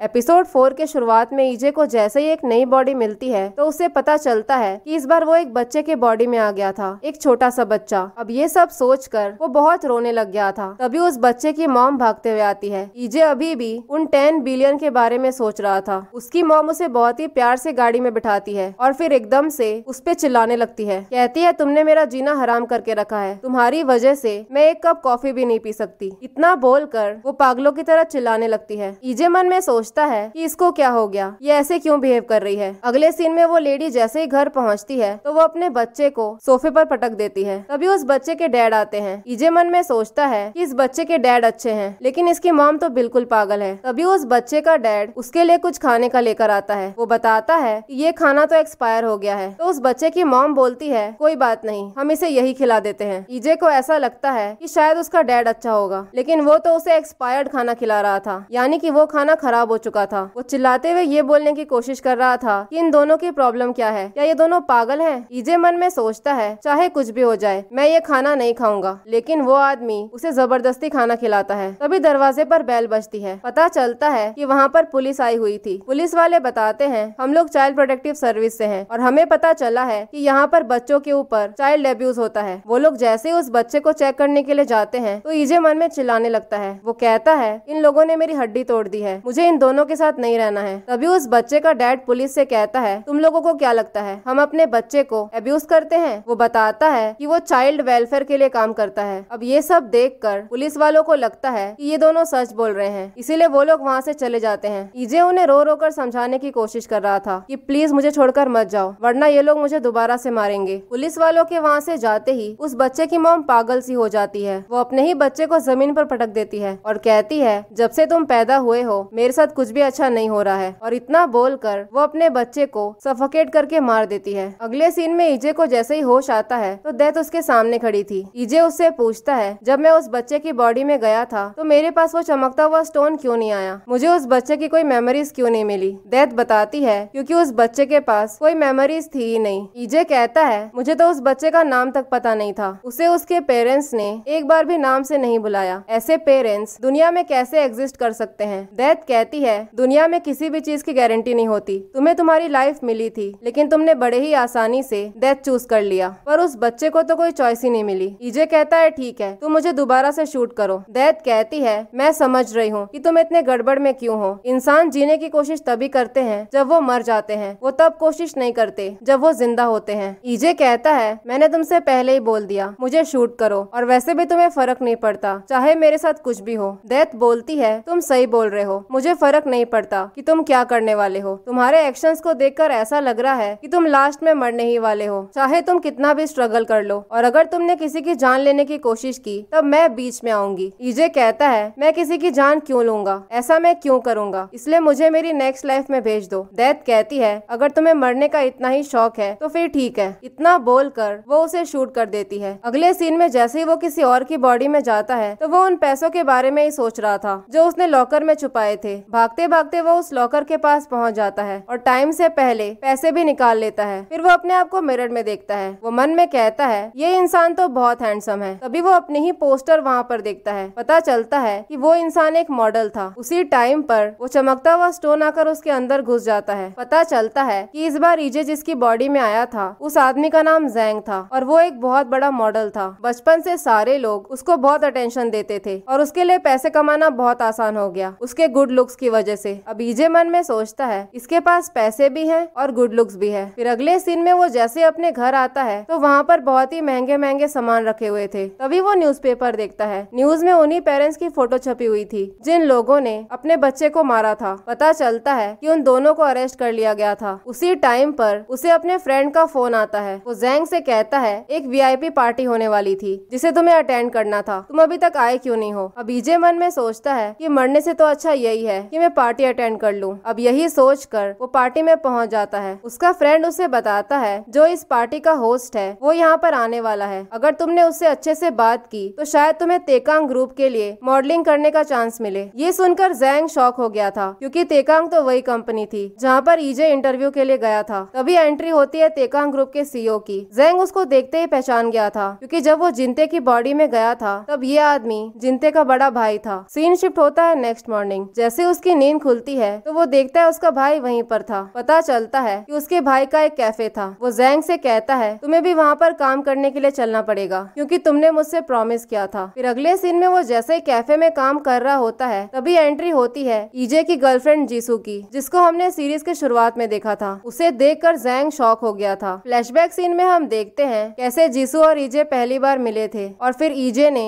जीसू के साथ ब्रेकअप कर लिया था ये बोलकर कि तुम्हें एक लूजर के साथ नहीं रहना चाहिए। प्रेजेंट में वो इतना शॉक में था इसीलिए वो कुछ बोल ही नहीं पाता, यहाँ तक कि उसका हाथ भी कांप रहा था। तभी उसका भाई पूछता है क्या तुम इस लड़की को पसंद करते हो। जैंग अपने भाई से पूछता है क्या ये हमेशा यहाँ पर आती है। तो उसका भाई कहता है ये ऑलमोस्ट रोज ही यहाँ पर आती है, मुझे पता चला है कि वो एक राइटर है। अब जैंग जाकर जीसू के बारे में इंटरनेट पर सर्च करता है। उसे पता चलता है कि जीसू ने रिसेंटली एक राइटर्स कॉन्टेस्ट भी जीता है। जब कॉन्टेस्ट जीतने के बाद उसे इंटरव्यू में पूछा गया था कि तुम्हारे माइंड में कौन आता है। ये कॉन्टेस्ट जीतने के बाद तो जीसू ने ईजे का नाम लिया था और कहा था कि मेरा बॉयफ्रेंड इकलौता इंसान था जिसने मुझे हमेशा सपोर्ट किया। आगे वो बताती है इन दिनों वो बहुत ही टफ लाइफ जी रहा है इसीलिए मैंने अभी तक उसको बताया नहीं है कि मैं ये कॉन्टेस्ट जीत गई हूँ, लेकिन मुझे पूरा भरोसा है जब उसको पता चलेगा कि मैं ये कॉन्टेस्ट जीत गई हूँ तो वो मेरे लिए बहुत खुश होगा। फ्लैशबैक सीन में हम देखते हैं जब जीसू ने ईजे को वो पैसों वाला एनवलप दिया था तो वो पैसे वही थे जो जीसू ने अपने कॉन्टेस्ट में जीते थे। जैंग को ये सब देखकर बहुत बुरा लगता है। वो एकदम से इमोशनल हो गया था। अब वो भागते हुए जाकर सबसे पहले जीसू का नॉवेल पढ़ता है। उस नॉवेल में जीसू ने वही सारी बातें लिखी थी जितनी भी बातें जीसू और ईजे के बीच हुई थी। फ्लैशबैक सीन में हम देखते हैं ईजे ने जीसू से कहा था कि कोई भी दूसरा लड़का तुम्हें मुझसे ज्यादा प्यार नहीं करेगा। फिर जीसू कहती है अगर मैंने डिसाइड किया कि मुझे तुम्हें छोड़ना है तो फिर तुम क्या करोगे। ईजे कहता है मैं तुम्हें जाने नहीं दूंगा, जिससे मैं प्यार करता हूँ उसे मैं क्यों जाने दूं। जीसू कहती है लेकिन ऐसा कहा जाता है कि जिससे हम प्यार करते हैं उसे हमें जाने देना चाहिए। ईजे कहता है अगर कोई इंसान ऐसा बोल रहा है ना तो वो पक्का झूठ बोल रहा है, क्योंकि कोई भी इंसान अपने प्यार के लिए अपनी लाइफ पर गिव अप कर सकता है लेकिन उस इंसान पर गिव अप नहीं कर सकता जिससे वो प्यार करता है। इसीलिए मैं तुम्हारे साथ हमेशा रहूंगा और तुम्हें कभी भी जाने नहीं दूंगा। और ये सारी बातें जीसू ने अपने बुक में लिखी थी। प्रेजेंट में वो अपने सामने जीसू और ईजे को इमेजिन करता है। जीसू ईजे से कहती है जब भी कोई इंसान राइटर बनता है तो उसके पास फाउंटेन पेन होना चाहिए। ईजे कहता है जब तुम एक राइटर बन जाओगी ना तब मैं तुम्हारे लिए खुद खरीदूंगा। फिर वो जाकर जीसू के लिए वही पेन खरीदता है जो उसे पसंद आया था। ईजे मन में कहता है उस दिन मैंने सीक्रेटली जाकर वो फाउंटेन पेन खरीद लिया था क्योंकि मुझे पूरा भरोसा था कि जीसू एक दिन बहुत बड़ी राइटर बनेगी। लेकिन फ्लैशबैक में जब वो अपने घर आया था तब उसका सारा सामान घर के बाहर था। वो कहता है मैं चाहकर भी उसे वो दे नहीं पाया। प्रेजेंट सीन में जीसू से मिलने के लिए दो लोग आए थे। पता चलता है कि वो उसका बड़ा भाई था। ये वही लड़का था जिससे उस रात जीसू मिली थी जब ईजे जीसू से मिलने के लिए आया था। उस टाइम पे ईजे को ये लगा था कि जीसू उस लड़के को डेट कर रही है। एक्चुअली में वो उसका बड़ा भाई था और ईजे को बहुत बड़ी मिसअंडरस्टैंडिंग हो गई थी। ये सब सोचकर जैंग को बहुत पछतावा हो रहा था। अब अगले दिन से जैंग रोज ही उस कैफे में काम करने लग जाता है क्योंकि उसका बड़ा भाई कंट्री के बाहर गया था। वो जीसू से कहता है मैं तुम्हारा बहुत बड़ा फैन हूँ, मैंने तुम्हारी बुक पढ़ी है। जीसू पूछती है तुम्हें कैसे पता चला। जैंग कहता है मैं बहुत दिनों से इस बुक के ऑथर को ढूंढ रहा था और मुझे पता चला कि ये बुक तुमने लिखी है। फिर वो उससे कहता है मेरे पास एक आइडिया है जो हम लोग मिलकर नॉवेल में डेवलप कर सकते हैं। जीसू पूछती है कौन सा आइडिया। जैंग बताता है ये एक ऐसे आदमी की कहानी है जो सीरीज ऑफ डेथ एक्सपीरियंस कर रहा है। जैसे उस आदमी की मौत हो जाती है तो वो आफ्टर लाइफ पहुंच जाता है। अब जैंग उसे पूरी कहानी बताता है जो भी ईजे के साथ अब तक हुआ था वो सारा कुछ बताता है, लेकिन वो अपने और जीसू के बारे में नहीं बताता। जीसू कहती है तुम इस स्टोरी को इतनी रियलिस्टिकली बता रहे हो, देखकर ऐसा लग रहा है कि ये तुम्हारी ही स्टोरी है। फिर जीसू कहती है इस स्टोरी में जो डेथ वाला कैरेक्टर है ना, वो बहुत ही क्रूअल है। जिसपे जैंग चिल्लाकर बोलता है तुम बिल्कुल सही बोल रही हो, डेथ बिल्कुल पागल है, पता नहीं वो ऐसा क्यों कर रही है। फिर जीसू पूछती है इस पूरे स्टोरी के मेन लीड का नाम क्या है, लेकिन जैंग ईजे का नाम नहीं बता पाता। वो कहता है मैं अभी भी नाम के बारे में सोच ही रहा हूँ। फिर वो उस बुक पर जीसू का ऑटोग्राफ मांगता है। जीसू जिस पेन से ऑटोग्राफ दे रही थी ये तो वही पेन था जो ईजे ने उसके लिए खरीदा था। फ्लैशबैक सीन में हम देखते हैं जब ईजे की मौत हो गई थी और उसका फ्यूनरल चल रहा था, तब ईजे की मॉम ने वो पेन जीसू को दे दिया था। फिर आगे ईजे बताता है उस दिन के बाद से वो हमेशा ही जीसू से मिलने लग गया जब भी वो कैफे में आती थी, और उसने उसे वो सारी बातें बताई जो उसने मरने के बाद एक्सपीरियंस किया था। फिर जीसू ईजे से पूछती है जो तुम्हारी कहानी का मेन लीड है वो एक बार भी अपनी मॉम से मिलने नहीं गया। जैंग कहता है वो शायद इसलिए नहीं गया क्योंकि वो सहन नहीं कर पाएगा। अगर वो अपनी मॉम से मिलने के लिए गया तो ये उसके लिए बहुत पेनफुल होगा। ये सुनते ही जीसू हंसने लग जाती है और कहती है तुम तो ऐसे बता रहे हो जैसे ये तुम्हारा खुद का एक्सपीरियंस है। फिर जीसू वहाँ से निकल जाती है। थोड़ी ही देर में बारिश होने लग गई थी तो जैंग भागता हुआ जाकर उसको अम्ब्रेला देता है। फिर वो अपने कैफे वापस आ जाता है। तभी एक लड़की के हाथ से एक ग्लास टूट के नीचे गिर जाता है। जैंग कहता है तुम टेंशन मत लो, मैं इसे साफ कर दूंगा। वो साफ कर ही रहा होता है, इतने में उसे चोट लग जाती है। तभी वो देखता है उस एरिया में बहुत सारी पुलिस की गाड़ियां जा रही थी और लोग ये बोल रहे थे कि किसी लड़की का एक्सीडेंट हो गया है। ये सब सुनकर वो डर गया था। उसे जीसू की याद आती है, इसीलिए वो भागते हुए उसके पास जाने लग जाता है। तभी उसे याद आता है डेथ ने उसे कहा था कि तुम वेट करो, जो पेन तुम्हें डेथ दे सकता है ना वो आगे जाकर और भी वर्स होगा। अब यही सब सोचकर वो भागते हुए उसी क्राइम सीन पर पहुंचता है। वो देखता है वहाँ पर वही छाता गिरा हुआ था जो उसने जीसू को दिया था। वो पुलिस वालों से पूछता है जिसका एक्सीडेंट हुआ है वो ठीक तो है ना, लेकिन पुलिस वाले कुछ भी नहीं बताते। वो जबरदस्ती उसे खींचकर वहाँ से हटाने लगते हैं। जैंग जोर से चिल्ला रहा था, वो बार बार यही पूछ रहा था कि मुझे बस इतना ही बता दो कि वो ठीक तो है ना। तभी वो अपने सामने जीसू को देखता है जो वहीं पर खड़ी थी। तभी जीसू नोटिस करती है कि जैंग के हाथ में चोट लगी थी, इसीलिए वो उसको दवाई लगा देती है। जीसू उससे पूछती है तुम यहाँ पर भागते हुए क्यों आए। जैंग कहता है मुझे ऐसा लगा कि जिसका यहाँ पर एक्सीडेंट हुआ है उसे मैं जानता हूँ। जीसू कहती है मैं तुम्हारी बात समझ सकती हूँ, जो आज तुम्हारे साथ हुआ वो एक दिन मेरे साथ भी हुआ था। फ्लैशबैक सीन में हम देखते हैं जब ईजे ने सुसाइड कर लिया था तब जीसू भागते हुए हॉस्पिटल पहुंची थी। वो सबसे बस एक ही क्वेश्चन पूछ रही थी कि ईजे ठीक तो है ना, लेकिन कोई भी कुछ जवाब नहीं दे रहा था, इसीलिए वो वहीं पर रोने लग जाती है। वो बुरी तरीके से टूट गई थी। जाते वक्त जैंग कहता है हम लोग कल कैफे में मिलेंगे। जीसू कहती है शायद मैं कल नहीं आ पाऊंगी, तुम्हारी बातें सुनकर मुझे किसी की याद आ गई। सीन शिफ्ट होता है नेक्स्ट डे, जहाँ पर जीसू ईजे के मेमोरियल के पास आई हुई थी। वो कहती है तुम चले गए लेकिन कुछ भी चेंज नहीं हुआ, बस इतना ही चेंज हुआ कि मैं तुम्हें बहुत मिस करती हूँ। फिर वो कहती है शायद उस रात मैंने तुमसे वो सारी चीजें नहीं बोली होती तो शायद तुमने वो डिसीजन नहीं लिया होता।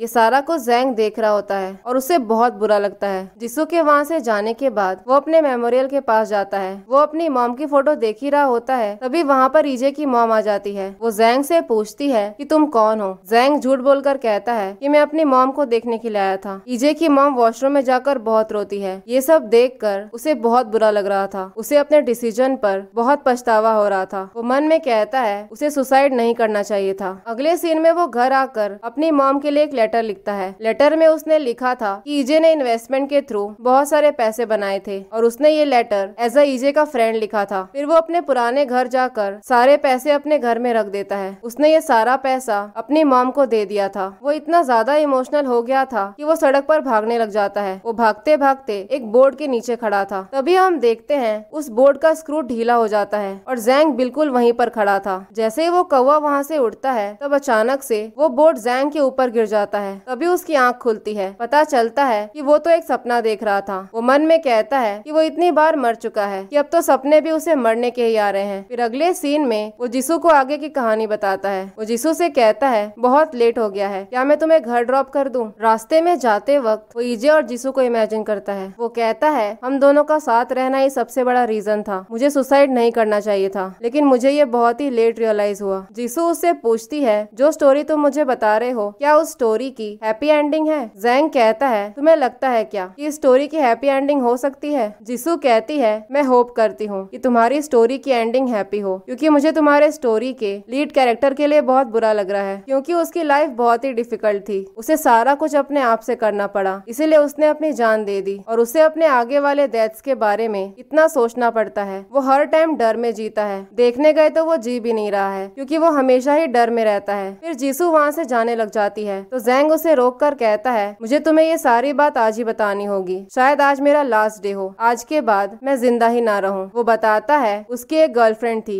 जिसको उसने 7 सालों तक डेट किया। जब भी मैं उसके साथ था मैं उसके लिए कुछ कर नहीं पाया। फ्लैशबैक सीन में हम देखते हैं जब जीसू एक रेस्टोरेंट में खाना खाने के लिए आई थी, तब ईजे वहीं पर पार्ट टाइम जॉब कर रहा था। तब उसका कॉलीग जीसू से पूछता है, क्या तुम मेरे फ्रेंड की गर्लफ्रेंड बन सकती हो? तो जीसू कहती है, मेरा ऑलरेडी बॉयफ्रेंड है। तो उसका कॉलीग पूछता है, तुम्हारा बॉयफ्रेंड कहाँ है? तो जीसू एकदम से जाकर ईजे के बाजू में खड़ी हो जाती है और बोलती है, यही मेरा बॉयफ्रेंड है। वो कहती है, मेरा बॉयफ्रेंड बहुत ही हैंडसम है और ये बहुत मेहनत करता है, ये कभी भी मुझे भूखे सोने नहीं देगा। ईजे कहता है, जब भी मुझे खुद पर शर्म आती थी तब जीसू मेरे साथ खड़ी थी। वो सबके सामने मुझे कॉन्फिडेंटली इंट्रोड्यूस करवाती थी। उसे कभी भी मुझ पर शर्म नहीं आई। प्रेजेंट में जैंग ये सारी बातें बता रहा होता है। वो कहता है वो एक ऐसी लड़की है जो बहुत एफर्ट करती है। जब उसके सामने कुछ भी ठीक नहीं हो रहा होता है तब भी वो एफर्ट करती है। इसलिए मैंने ये सोच लिया कि वो तो बिल्कुल ठीक होगी। मैं उससे सॉरी बोलना चाहता हूँ कि मैंने उससे गलत समझा, और मैं उसे ये भी बोलना चाहता हूँ कि उसे दुखी नहीं होना चाहिए, वो भी मेरे जैसे इंसान के लिए। और सबसे इम्पोर्टेंट बात, मैं हमेशा उसी से प्यार करूंगा। तभी जीसू को याद आता है कि ईजे ने भी यही बोला था। जैंग कहता है, पहले मुझे रियलाइज नहीं हुआ कि मैं अकेला नहीं था, मेरे साथ लोग थे जो मेरे तकलीफ में मेरे साथ रहते। और मुझे पता है माफी मांगने के लिए बहुत देरी हो चुकी है, क्योंकि मैं तो ऑलरेडी मर चुका हूँ। जीसू पूछती है, तुम्हारा मतलब क्या है? जैंग कहता है, जो स्टोरी मैंने तुम्हें बताई थी वो स्टोरी मैंने बनाई नहीं थी, बल्कि वो स्टोरी मेरी है। मैं जानता हूँ कि ये बहुत ही स्टूपिड साउंड कर रहा है, लेकिन वो कहानी मेरी है। वो सारी चीजें मैं फेस कर रहा हूँ। मैंने अब तक 7 डेथ एक्सपीरियंस किया है और इस बार मैं इस मॉडल की बॉडी में जी रहा हूँ। और मरने से पहले मेरा जो नाम था वो नाम ईजे था। जीसू को कुछ भी समझ में नहीं आ रहा था। इसके पहले कि वो आगे और कुछ बोलता, तभी सामने से एक गाड़ी आती है और उन दोनों को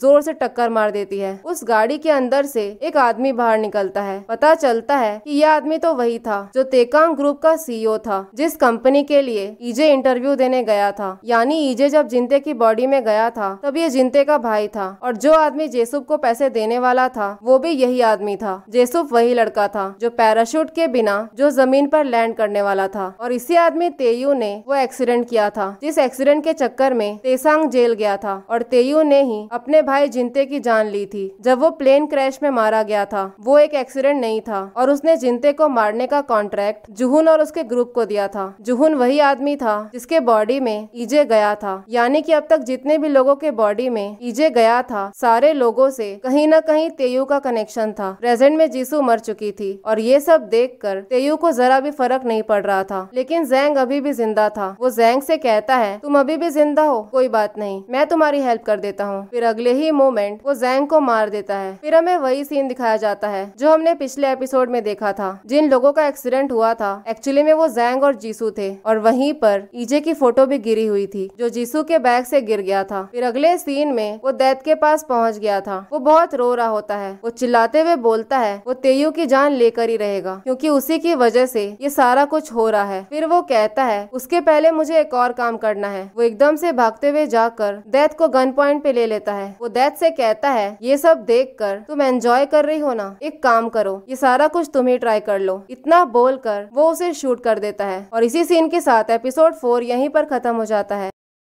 एपिसोड 5 के शुरुआत में हम एक यूट्यूबर को देखते हैं जो अपने चैनल पर लाइव स्ट्रीमिंग कर रहा था। वहीं पर हम एक आदमी को देखते हैं जिसको उस यूट्यूबर ने किडनैप कर लिया था। यूट्यूबर कहता है, अब मैं इस आदमी को सबके सामने मारूंगा क्योंकि ये एक मर्डरर है, इसने बहुत सारे क्राइम किए हैं। वो आदमी जिसका नाम गिलहैक था वो यूट्यूबर से पूछता है कि आखिर तुम कौन हो और तुमने मुझे क्यों पकड़ा है। यूट्यूबर कहता है, तुम तो बहुत डर रहे हो, उस मोमेंट को याद करो जब तुम्हारे विक्टिम्स तुमसे डरते थे और तुमने क्या किया उनके साथ, उन्हें सेक्सुअली असॉल्ट करके उनका मर्डर कर दिया। फिर वो एक बैट लेकर उसे बहुत मारता है। वहीं पर पीछे की तरफ हम एक आदमी को देखते हैं। वो एकदम से आकर उस यूट्यूबर को पकड़ लेता है। यूट्यूबर पूछता है कि तुम कौन हो, लेकिन वो आदमी कोई जवाब नहीं देता। इतने में वो यूट्यूबर उसको मारने की कोशिश करता है, लेकिन पता चलता है कि ये आदमी जो भी था इसकी फाइटिंग स्किल्स कमाल की थी। उल्टा वो उस यूट्यूबर को ही मारने लग जाता है। फिर वो उस दूसरे आदमी को वहाँ से बचाकर ले जाता है जिस आदमी को उस यूट्यूबर ने किडनैप किया था। वो आदमी उससे पूछता है कि तुम वहाँ पर कर क्या रहे थे? तो ये कहता है कि मैं अपने पीस का नया मटेरियल ढूंढ रहा था। तो गिलेक हंसते हुए पूछता है, तुम्हें पता भी है कि मैं कौन हूँ? तो ये कहता है, मैं जानता हूँ कि तुम कौन हो। तो गिलेक कहता है, अगर तुम्हें पता है कि मैं कौन हूँ तो तुम मुझे अपने साथ क्यों लेकर आए हो? आखिर तुमने मेरी जान क्यों बचाई? तो ये कहता है, मैं नहीं चाहता हूँ कि मेरा मटेरियल डैमेज हो जाए। ये सब सुनकर गिलेक बहुत डर गया था। वो एकदम से उस आदमी का कॉलर पकड़ लेता है और पूछता है कि तुम कौन हो। लेकिन इसके पहले कि वो आगे कुछ भी बोलता, तभी वो वहीं पर बेहोश हो जाता है। अगले मोमेंट उसको जैसे ही होश आता है तो वो देखता है कि वो एक जगह से बंधा हुआ है और वहाँ पर बहुत सारे इक्विपमेंट्स भी रखे हुए थे। तभी उसके सामने वही आदमी आ जाता है। वो चिल्लाकर पूछता है कि तुम क्या करने वाले हो? क्या तुम मेरे क्राइम्स की मुझे सजा दे रहे हो? तो वो बंदा कहता है, शायद तुम्हें कोई गलत फहमी हो गई है, मैं तो बस लोगों की जान लेता हूँ, मेरा तो काम ही यही है। फिर अगले ही मोमेंट वो एक चेन सॉ लेकर उस आदमी के बॉडी को काटने लग जाता है। ऐसा करते ही उसका जितना भी खून था वो सारा कैनवास के ऊपर गिर रहा था और वो आदमी ये सारा कुछ एंजॉय कर रहा था। यहाँ से सीन वहीं पर आ जाता है जो हमने पिछले एपिसोड के लास्ट में देखा था। ईजे बहुत रो रहा होता है क्योंकि तेकांग ग्रुप के सीईओ तेयू ने जैंग और जीसू दोनों को ही मार दिया था। इसी वजह से ईजे बहुत गुस्से में था। वो चिल्लाते हुए बोलता है कि मैं तेयू को छोड़ूंगा नहीं, लेकिन उसके पहले मुझे एक और काम करना है। फिर वो एकदम से भागते हुए जाकर दैत को गन पॉइंट पे ले लेता है। वो दैत से कहता है, तुम ये सारा कुछ एंजॉय कर रही हो ना, तुम एक काम करो, तुम खुद ही ये ट्राई कर लो। और इतना बोलकर वो दैत को शूट कर देता है। उसके मन में बार बार तेयू का चेहरा आ रहा था, इसलिए वो खुद को शूट करने की कोशिश करता है, लेकिन वो ऐसा कर ही नहीं पा रहा था। तभी दैत उठ जाती है और अगले ही मोमेंट उसके गोली का जख्म भी ठीक हो जाता है। ईजे उससे पूछता है कि तुम्हारे साथ क्या हुआ, क्या तुम मर के यहाँ पर वापस आ गई? दैत कहती है, तुम्हारे जैसा इंसान सब कुछ बर्बाद कर देता है, आग को जलाया नहीं जाता, पानी को गीला नहीं किया जाता, तो फिर दैत को कैसे मारा जा सकता है? ईजे उससे पूछता है, ये सारी प्लानिंग तुम्ही ने की है ना, क्योंकि सारे दैत्स तेयू से कनेक्टेड हैं। तेयू की वजह से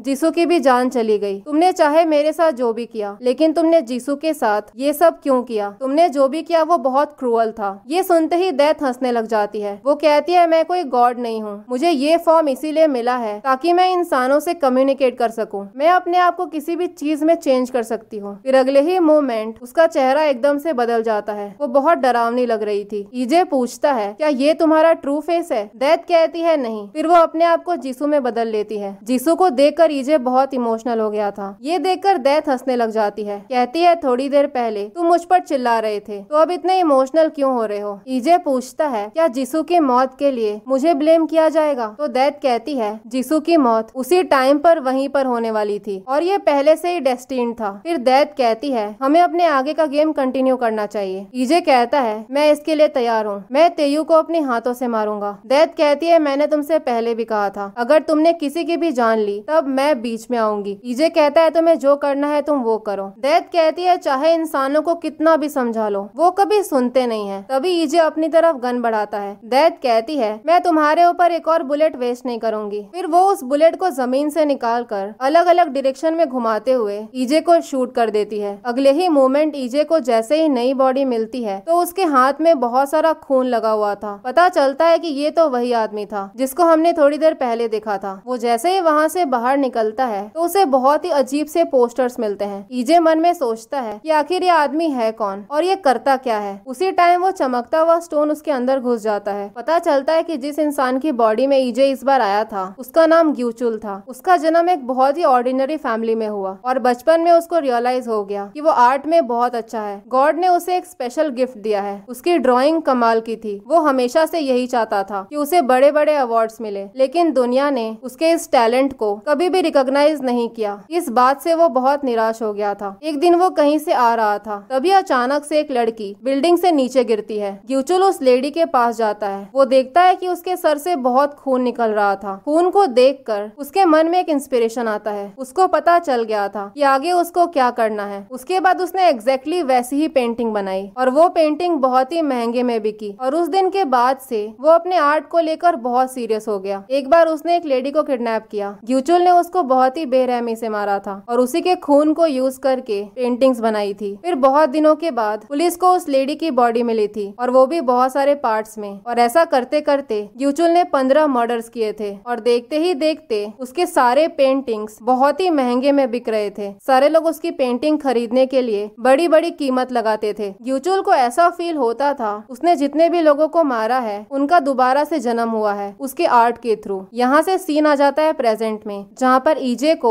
ग्यूचुल की सारी मेमोरीज मिल चुकी थी। ये सब देखकर वो बहुत डर गया था। उसको तो भरोसा ही नहीं हो रहा था कि कोई भी इंसान ऐसा भी कर सकता है क्या। अब ईजे मन में सोच लेता है कि वो इसी इंसान को यूज करके तेयू की जान लेगा। उसका कहना ये था कि वैसे भी ग्यूचुल एक डीमन है और अगर एक डीमन दूसरे डीमन को मार भी दे तो कोई फर्क नहीं पड़ता। फिर अगले सीन में वो वहीं पर पहुंच जाता है जहाँ पर तेयू ने जैंग और जिसू को मार दिया था। वो सारा सीन इमेजिन करके उसे बहुत बुरा लग रहा था। तभी वो वहाँ का ड्रेनेज लीड खोलता है जिसके अंदर वही पेन था जो पेन ईजे ने जिसू के लिए लिया था। फ्लैशबैक सीन में हम देखते हैं जब तेयू ने उनका एक्सीडेंट कर दिया था तब जैंग उनकी सारी बातें सुन रहा था। तेयू अपने असिस्टेंट से कहता है अगर उसके डैड को इन सब चीजों के बारे में पता चल गया तो उसके डैड उसे इस पोजीशन से फायर कर देंगे। वो उससे कहता है इस एक्सीडेंट का इल्जाम तुम अपने सर पर ले लो, वैसे भी तुमने ड्रिंक नहीं किया है। तो उसका असिस्टेंट कहता है ड्रिंक तो तुमने भी नहीं किया है। तेयू कहता है उसने ड्रिंक नहीं किया है लेकिन उसने ड्रग्स किया है। तेयू उससे कहता है अगर तुम जेल चले भी गए तो जल्दी से छूट जाओगे और अगर तुमने ऐसा किया तो मैं तुम्हें बहुत पैसे दूंगा और अपने कंपनी के एक सब्सिडरी का सीईओ भी बना दूंगा। अब ये सब सुनकर उसका असिस्टेंट मान जाता है। फिर वो उस कार के डैश कैम से मेमोरी कार्ड को ड्रेनेज में गिरा देता है और फिर पुलिस को कॉल करके बताता है कि ये एक्सीडेंट उसी ने किया है। फिर तेयू को जिसू का वही वाला पेन मिलता है और वो भी उसने ड्रेनेज में फेंक दिया था। प्रेजेंट में ये सब सोचकर ग्यूचुल को बहुत गुस्सा आ रहा था। फिर अगले ही मोमेंट वो तेकांग कंपनी पहुंच जाता है लेकिन उसे पता चलता है कि फिलहाल के लिए तेयू बिजनेस मीटिंग के लिए बाहर गया है। लेकिन थोड़ी ही देर के बाद तेयू वहीं से बाहर निकल रहा था। वहीं पर उसके डैड भी आते हैं। वो अपने डैड के सामने बहुत ही अच्छा बनने की कोशिश करता था क्योंकि वो जानता था कि अगर उसके डैड को कुछ भी पता चला तो वो उसे इस पोजीशन से निकाल देंगे। फिर वहाँ से निकलकर वो एक सेमिनार में आता है जो सेमिनार साइकोपैथ्स के ऊपर था। बताया जाता है कि जितने भी सीईओ बनते हैं उसमें से 21% के अंदर साइकोपैथिक ट्रेट होते हैं, यानी कि जो साइकोपैथ्स होते हैं उनके अंदर सक्सेसफुल होने की टेंडेंसी ज्यादा होती है क्योंकि साइकोपैथ्स अपना काम करने के लिए किसी भी हद तक जा सकते हैं। दूसरी तरफ हम ग्यूचुल को देखते हैं जो तेयू का इंटरव्यू देखकर बहुत ही गुस्से में था। तभी अचानक से उसके नाक से खून निकलने लग जाता है और वो एकदम से वहीं पर बेहोश हो गया था। अगले ही मोमेंट उसको जैसे ही होश आता है तो वो हॉस्पिटल में था। डॉक्टर उसे बताता है कि उसे ब्रेन ट्यूमर है और उसके पास ज्यादा टाइम नहीं है। ये सुनते ही ग्यूचुल हंसने लग जाता है और पूछता है कि मेरे पास कितना टाइम बचा है। डॉक्टर बताता है तुम्हारे पास सिर्फ 1 महीने का टाइम है। ग्यूचुल कहता है 1 महीना मेरे लिए बहुत है। तभी उसे अपने स्टूडियो से कॉल आता है। वो लेडी बताती है कि कोई तुम्हारा आर्ट खरीदना चाहता है और वो तुमसे पर्सनली मिलना भी चाहता है। वो लेडी बताती है तुम्हारा पेंटिंग तेकांग ग्रुप का सीईओ तेयू खरीदना चाहता है। तेयू का नाम सुनते ही ग्यूचुल तुरंत ही अपने गैलरी पहुंचता है। तेयू उससे मिलकर बहुत खुश था क्योंकि ग्यूचुल एक बहुत ही बड़ा आर्टिस्ट था। तेयू उससे कहता है क्या तुम मुझे अपने आर्ट का इंटरप्रिटेशन बता सकते हो। ग्यूचुल बताता है ये आर्ट अलग अलग 5 लोगों के खून से बना है और ये सारी लाइंस ये डेपिक्ट करती है कि ये सारे लोग गॉड के थ्रू कनेक्टेड थे। तेयू हंसते हुए बोलता है तुम खुद को गॉड बोल रहे हो। तो ग्यूचुल कहता है मुझे पता था कि तुम मुझे जरूर समझोगे क्योंकि हम दोनों कहीं ना कहीं एक जैसे ही हैं। तेयू कहता है तुम्हारा मतलब क्या है। ग्यूचुल कहता है हम दोनों वो पागल इंसान हैं जो खुद को भगवान समझते हैं। तभी ग्यूचुल देखता है कि गैलरी में कोई नहीं है। वो सोचता है कि वो तेयू को यहीं पर मार देगा लेकिन तभी उसे दैत की बोली हुई बात याद आती है। दैत ने उससे कहा था कि अगर तुमने किसी की भी जान ली उस टाइम पर वो बीच में आएगी। फिर ग्यूचुल कुछ सोचकर उससे पूछता है कि अगर मैंने तुम्हें ये पेंटिंग बेच दी तो तुम ये पेंटिंग कहाँ लगाओगे। तेयू कहता है मैं इस पेंटिंग को अपने घर पर लगाऊंगा। ये सुनकर ग्यूचुल मान जाता है। वो कहता है तुम मुझे अपना एड्रेस दे दो, मैं खुद ही ये डिलीवर करने के लिए आ जाऊंगा। फिर वहाँ से निकलकर तेयू एक चर्च में आता है जहाँ पर उसके भाई जिनते के लिए मेमोरियल रखा गया था। यहाँ से हमें एक फ्लैशबैक का सीन दिखाया जाता है जहाँ पर जिनते तेयू से कहता है हमारे घर में एक हाउसकीपर थी जो हमेशा अपने बच्चे को हमारे घर लेकर आती थी, क्या तुम्हें वो याद है। तो तेयू कहता है मुझे ये सब क्यों याद होना चाहिए। जिनते कहता है उस दिन मैंने सब कुछ देख लिया था। फ्लैशबैक सीन में हम देखते हैं उस हाउसकीपर का बच्चा बहुत रो रहा था और ये सब देखकर तेयू को बहुत गुस्सा आ गया था। वो उस बच्चे को मारने की कोशिश करता है और उस टाइम पर जिनते वहीं पर था। जिनते उससे कहता है मैंने डैड को सब कुछ बता दिया है। फिर जिनते कहता है तुम हमेशा एक दवाई खाते थे, क्या तुम वो दवाई अभी भी खाते हो। तुम वो पिल्स अपने फाउंटेन पेन के अंदर रखते हो, तुम्हें क्या लगा मुझे पता नहीं चलेगा। ये सब सुनकर तेयू बहुत चिढ़ गया था। वो जिनते से कहता है तुम मेरी जासूसी कर रहे हो। जिनते कहता है तुम ये सब बंद क्यों नहीं कर देते, तुम वैसे भी नहीं कर सकते हो क्योंकि तुम बहुत कमजोर हो। तेयू कहता है तुम्हें आइडिया नहीं है कि मेरी विल पावर कितनी स्ट्रांग है। अगर मैं स्ट्रांग नहीं होता ना तो अब तक तुम जिंदा नहीं होते। वो बताता है कि वो उन पिल्स को इसलिए लेता था क्योंकि उसके माइंड में हमेशा एक आवाज आती थी। आवाज कहती थी सबको मार दो। प्रेजेंट में तेयू के मॉम और डैड बहुत दुखी थे। वो जिंते को बहुत मिस करते थे और वो उससे बहुत प्यार करते थे। ये सब देखकर तेयू चिढ़ जाता है। वो कहता है कि वो तो मरकर जा चुका है, अभी भी लोग उसके लिए क्यों रो रहे हैं। उसी टाइम पर तेयू के पास उसकी सेक्रेटरी का कॉल आता है। सेक्रेटरी बताती है कि आज का सेमिनार आपके डैड के बोलने पर रखा गया था। फ्लैशबैक सीन में हम देखते हैं तेयू के डैड सारा कुछ अपने लैपटॉप में देख रहे थे। जो भी सेमिनार में हुआ था वो सारा कुछ ऑब्जर्व कर रहे थे। वो पता लगाना चाहते थे कि तेयू साइकोपैथ है या नहीं। प्रेजेंट में वो फाउंटेन पेन के अंदर से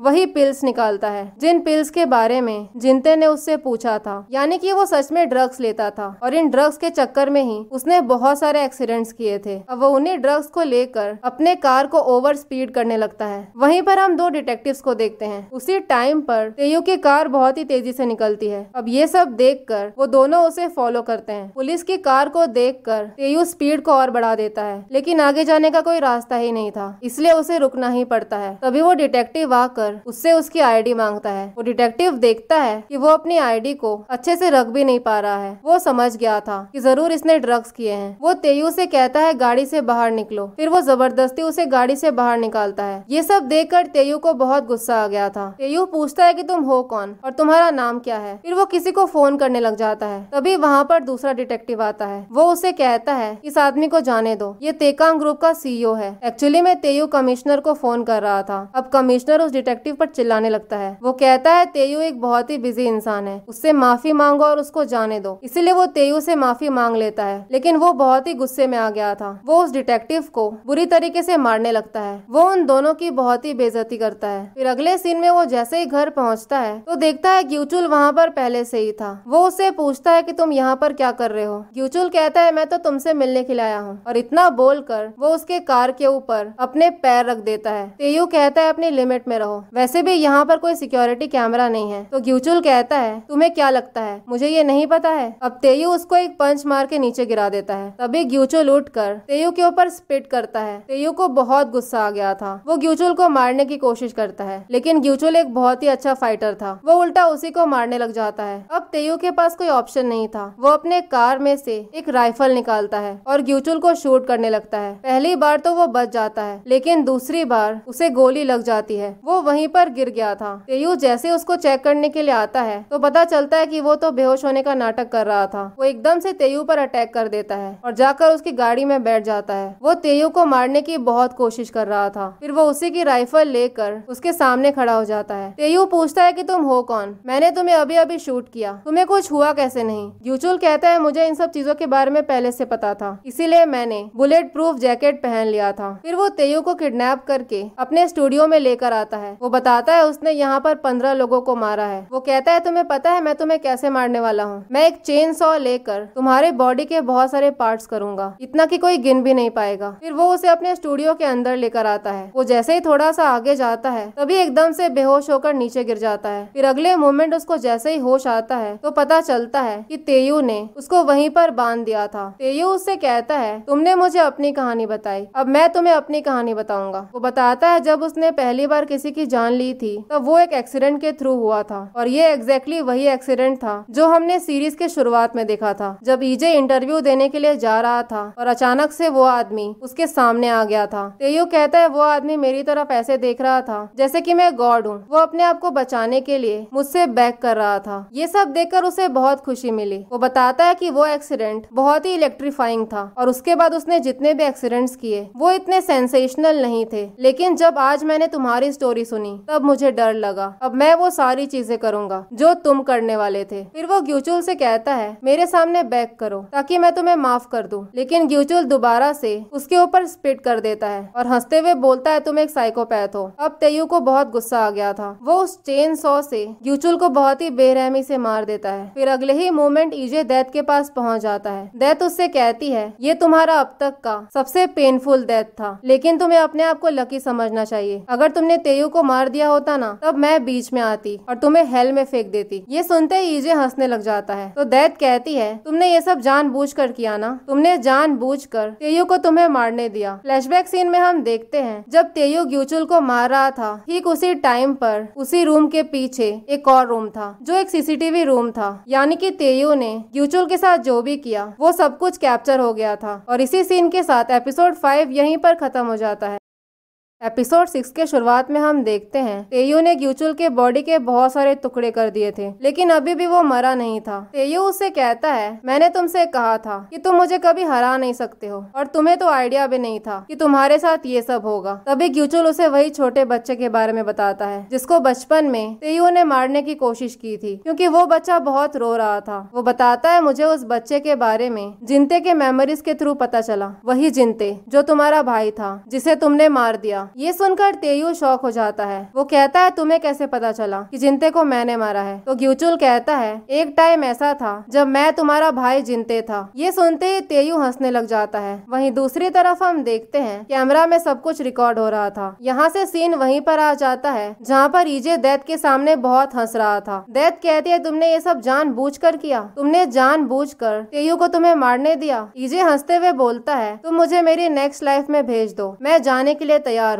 दैत कहती है, तुम अपने अगले लाइफ में रिवेंज लेना चाहते हो? तो ईजे कहता है, मेरी मॉम ने मुझे एक बार कहा था, हम अपने लाइफ में जितने भी पाप करते हैं ना, वो कभी न कभी लौट कर हमारे पास आता है। लेकिन मुझे एक बात पता चली है, अमीर लोग जितने भी पाप करते हैं ना, वो उनके पास कभी भी लौट कर नहीं आते। इसीलिए मैं तेयू को उसकी किए की सजा दिलाऊंगा। उसने आज तक जो कुछ भी किया है उसे उसकी सजा मिलेगी। दैत कहती है, अगर तुमने कुछ भी किया तो तुम्हें इसकी कीमत चुकानी पड़ेगी। ईजे कहता है, तुमने जितने भी रूल्स बनाए है ना, उन रूल्स को फॉलो करते हुए मैं तुम्हें जीत कर दिखाऊंगा। तो दैत कहती है, तुम्हें कब रियलाइज होगा कि दैत कभी भी प्लानिंग के अकॉर्डिंग नहीं आता है। इतना बोलकर वो उसे शूट कर देती है। फिर अगले सीन में उसको जैसे ही एक नई बॉडी मिलती है तो वो किसी के पीछे भाग रहा होता है। पता चलता है कि जिसके बॉडी में वो इस बार आया था ये तो वही पुलिस वाला था जिसको हमने पिछले एपिसोड में देखा था। ईजे ये सब देखकर खुश हो गया था, क्योंकि इस लाइफ में वो एक पुलिस वाला था। जिस क्रिमिनल के पीछे वो भाग रहा था वो क्रिमिनल उसको मारने के लिए उसके ही पीछे भागने लग जाता है। लेकिन तभी वो दूसरा पुलिस वाला वहाँ पर पहुंचकर उसको बचा लेता है। उसी टाइम पर वो चमकता हुआ स्टोन उसके अंदर घुस जाता है। पता चलता है कि जिसके बॉडी में वो इस बार आया था उसका नाम जी योंग था। वो एक पुलिस ऑफिसर था। उसके डैड भी एक टाइम पर पुलिस ऑफिसर थे, लेकिन बहुत साल पहले ड्यूटी करते वक्त उनकी मौत हो जाती है और वो अपने डैड की तरह एक बहुत अच्छा पुलिस ऑफिसर बनना चाहता था। और जब वो एक पुलिस ऑफिसर बन जाता है तो ये न्यूज वो अपनी मॉम को बताता है, लेकिन उसकी मॉम ये सब देखकर खुश नहीं थी, क्योंकि वो अपने बेटे को प्रोटेक्ट करना चाहती थी और वो टेंशन के मारे बीमार रहने लग गई। इसीलिए जियोंग ने अपनी मॉम से प्रॉमिस किया कि चाहे कुछ भी हो जाए वो सबसे पहले अपने बारे में सोचेगा। और इसी वजह से उसने कभी भी अपनी ड्यूटी अच्छे से नहीं निभाई। उसके इसी बिहेवियर की वजह से उसका कोई भी कॉलीग उसकी रिस्पेक्ट नहीं करता था। सब लोग तो बस यही बोलते थे कि जियोंग बस अपने बारे में सोचता है। और कुछ दिन पहले ही उसकी मॉम भी चल बसी। फ्लैशबैक सीन में हम देखते हैं जब तेयू जीहुन को मार रहा था तब जियोंग ने उसे रोकने की कोशिश की थी, लेकिन डर के मारे वो उसकी हेल्प नहीं करता। प्रेजेंट सीन में वो किसी आदमी को देखता है जो रास्ते पे किसी को मार रहा था। तभी उसे याद आता है कि ये तो वही लड़का था। जब वो तेसांग की बॉडी में गया था तब ये लड़का तेसांग के साथ उसी के जेल में था और पैसों के चक्कर में उसने तेसांग को जान से मार दिया था। प्रेजेंट में जियोंग उसके पास पहुंच जाता है। वो लड़का कहता है, तुम्हें मरना है क्या? जियोंग कहता है, अगर टेक्निकली देखने गए तो तुमने मुझे एक बार तो मार ही दिया है। वो लड़का उससे पूछता है कि तुम हो कौन? तो जियोंग कहता है, वैसे मेरी शक्ल थोड़ी सी बदल गई है, लेकिन मैं तेसांग हूँ जिसके साथ तुम जेल में थे। वो लड़का कहता है, तुम ये क्या बकवास कर रहे हो? तेसांग को तो मैंने अपने हाथों से मारा था। योंग कहता है, तुमने वो मर्डर सबके सामने कन्फेस कर दिया। पता चलता है कि वहाँ पर जितने भी लोग थे उन लोगों ने सब कुछ रिकॉर्ड कर लिया था। योंग उससे कहता है, और तुम कितने लोगों को मारने वाले हो? इस मर्डर के लिए तुम्हें तेयू ने 100 मिलियन दिए थे। ये सब सुनकर उसको गुस्सा आ गया था। वो योंग को मारने के लिए आगे बढ़ता है, लेकिन योंग पहली बार अपनी पुलिस वाली ड्यूटी निभाता है और उसको जमीन पर पटक देता है। ये सब देखकर वहाँ के सारे लोग बहुत खुश हो गए थे। सब लोग योंग के लिए तालियां बजा रहे थे। उसका कॉलीग जिहुन भी ये सब देखकर हैरान हो गया था। देखते ही देखते ये वीडियो इंटरनेट पर वायरल हो जाती है और सारे पुलिस वाले इस वीडियो को देखकर शॉक हो गए थे। किसी को भी भरोसा नहीं हो रहा था कि योंग ऐसी भी फाइटिंग कर सकता है। अगले सीन में योंग ग्यूचुल के स्टूडियो की तरफ निकल जाता है जहाँ पर वो सीसीटीवी रूम था। जब तेयू ने ग्यूचुल को मारा था तब वो सारा कुछ कैप्चर हो गया था। दूसरी तरफ हम तेयू को देखते हैं जो ग्यूचुल के बारे में सोचकर बहुत खुश हो रहा था। उसने जितनी बेरहमी से ग्यूचुल को मारा था ये सब सोचकर उसे बहुत मजा आ रहा था। तभी उसके असिस्टेंट वहाँ पर आती है। तेयू मन में सोचता है कि इस बार वो अपने असिस्टेंट को मारेगा। अब यही सब सोचकर वो उसे डिनर पर चलने के लिए बोलता है। अगले सीन में हम योंग को देखते हैं जो ग्यूचुल के स्टूडियो पहुँच चुका था। अंदर जाकर उसको सारे वीडियोस मिल जाते हैं। वो ग्यूचुल के मर्डर वाले वीडियो को एक पेन ड्राइव में कॉपी कर लेता है और बाकी की सारी वीडियोस वो पुलिस को सबमिट कर देता है, लेकिन तेयू वाली वीडियो वो अपने पास रख लेता है। योंग के सुपरवाइजर को तो यकीन ही नहीं हो रहा था ये सारा कुछ योंग ने किया है। वो योंग से बहुत खुश था। वो उससे कहता है तुमने बहुत अच्छा काम किया है। थोड़ी ही देर में तेयू अपने असिस्टेंट को लेकर वहीं पर पहुंच जाता है। उसे पता चलता है कि पुलिस वालों ने इस एरिया को अपने कब्जे में ले लिया है। तभी योंग उसके पास आता है। तेयू को याद आता है कि वो योंग से पहले भी मिल चुका है। योंग उसको बताता है हमने इस एरिया को ब्लॉक कर दिया है क्योंकि यहाँ पर बहुत सारे मर्डर्स हुए हैं। फिर योंग उससे कहता है तुमने वो कहावत सुनी है क्या कि क्रिमिनल्स क्राइम सीन पर दोबारा से आते हैं। तेयू कहता है मुझे समझ में नहीं आ रहा है कि तुम क्या बोलने की कोशिश कर रहे हो। योंग कहता है मैं बस तुम्हें एक वार्निंग दे रहा हूँ, अगर तुम यहाँ पर आओगे तो लोग तुम्हें कल्प्रिट समझेंगे। फिर योंग उस लड़की का नाम नोट कर लेता है। वो लड़की उससे पूछती है कि तुम्हें मेरा नाम क्यों चाहिए। योंग कहता है कुछ भी भरोसा नहीं है, हम इस एरिया में सारे लोगों का नाम नोट कर रहे हैं। अगर किसी दिन तुम गायब हो गई तो फिर हम क्या करेंगे। आसानी से हम किलर को नहीं पहचान सकते हैं। एक ऑर्डिनरी दिखने वाला इंसान भी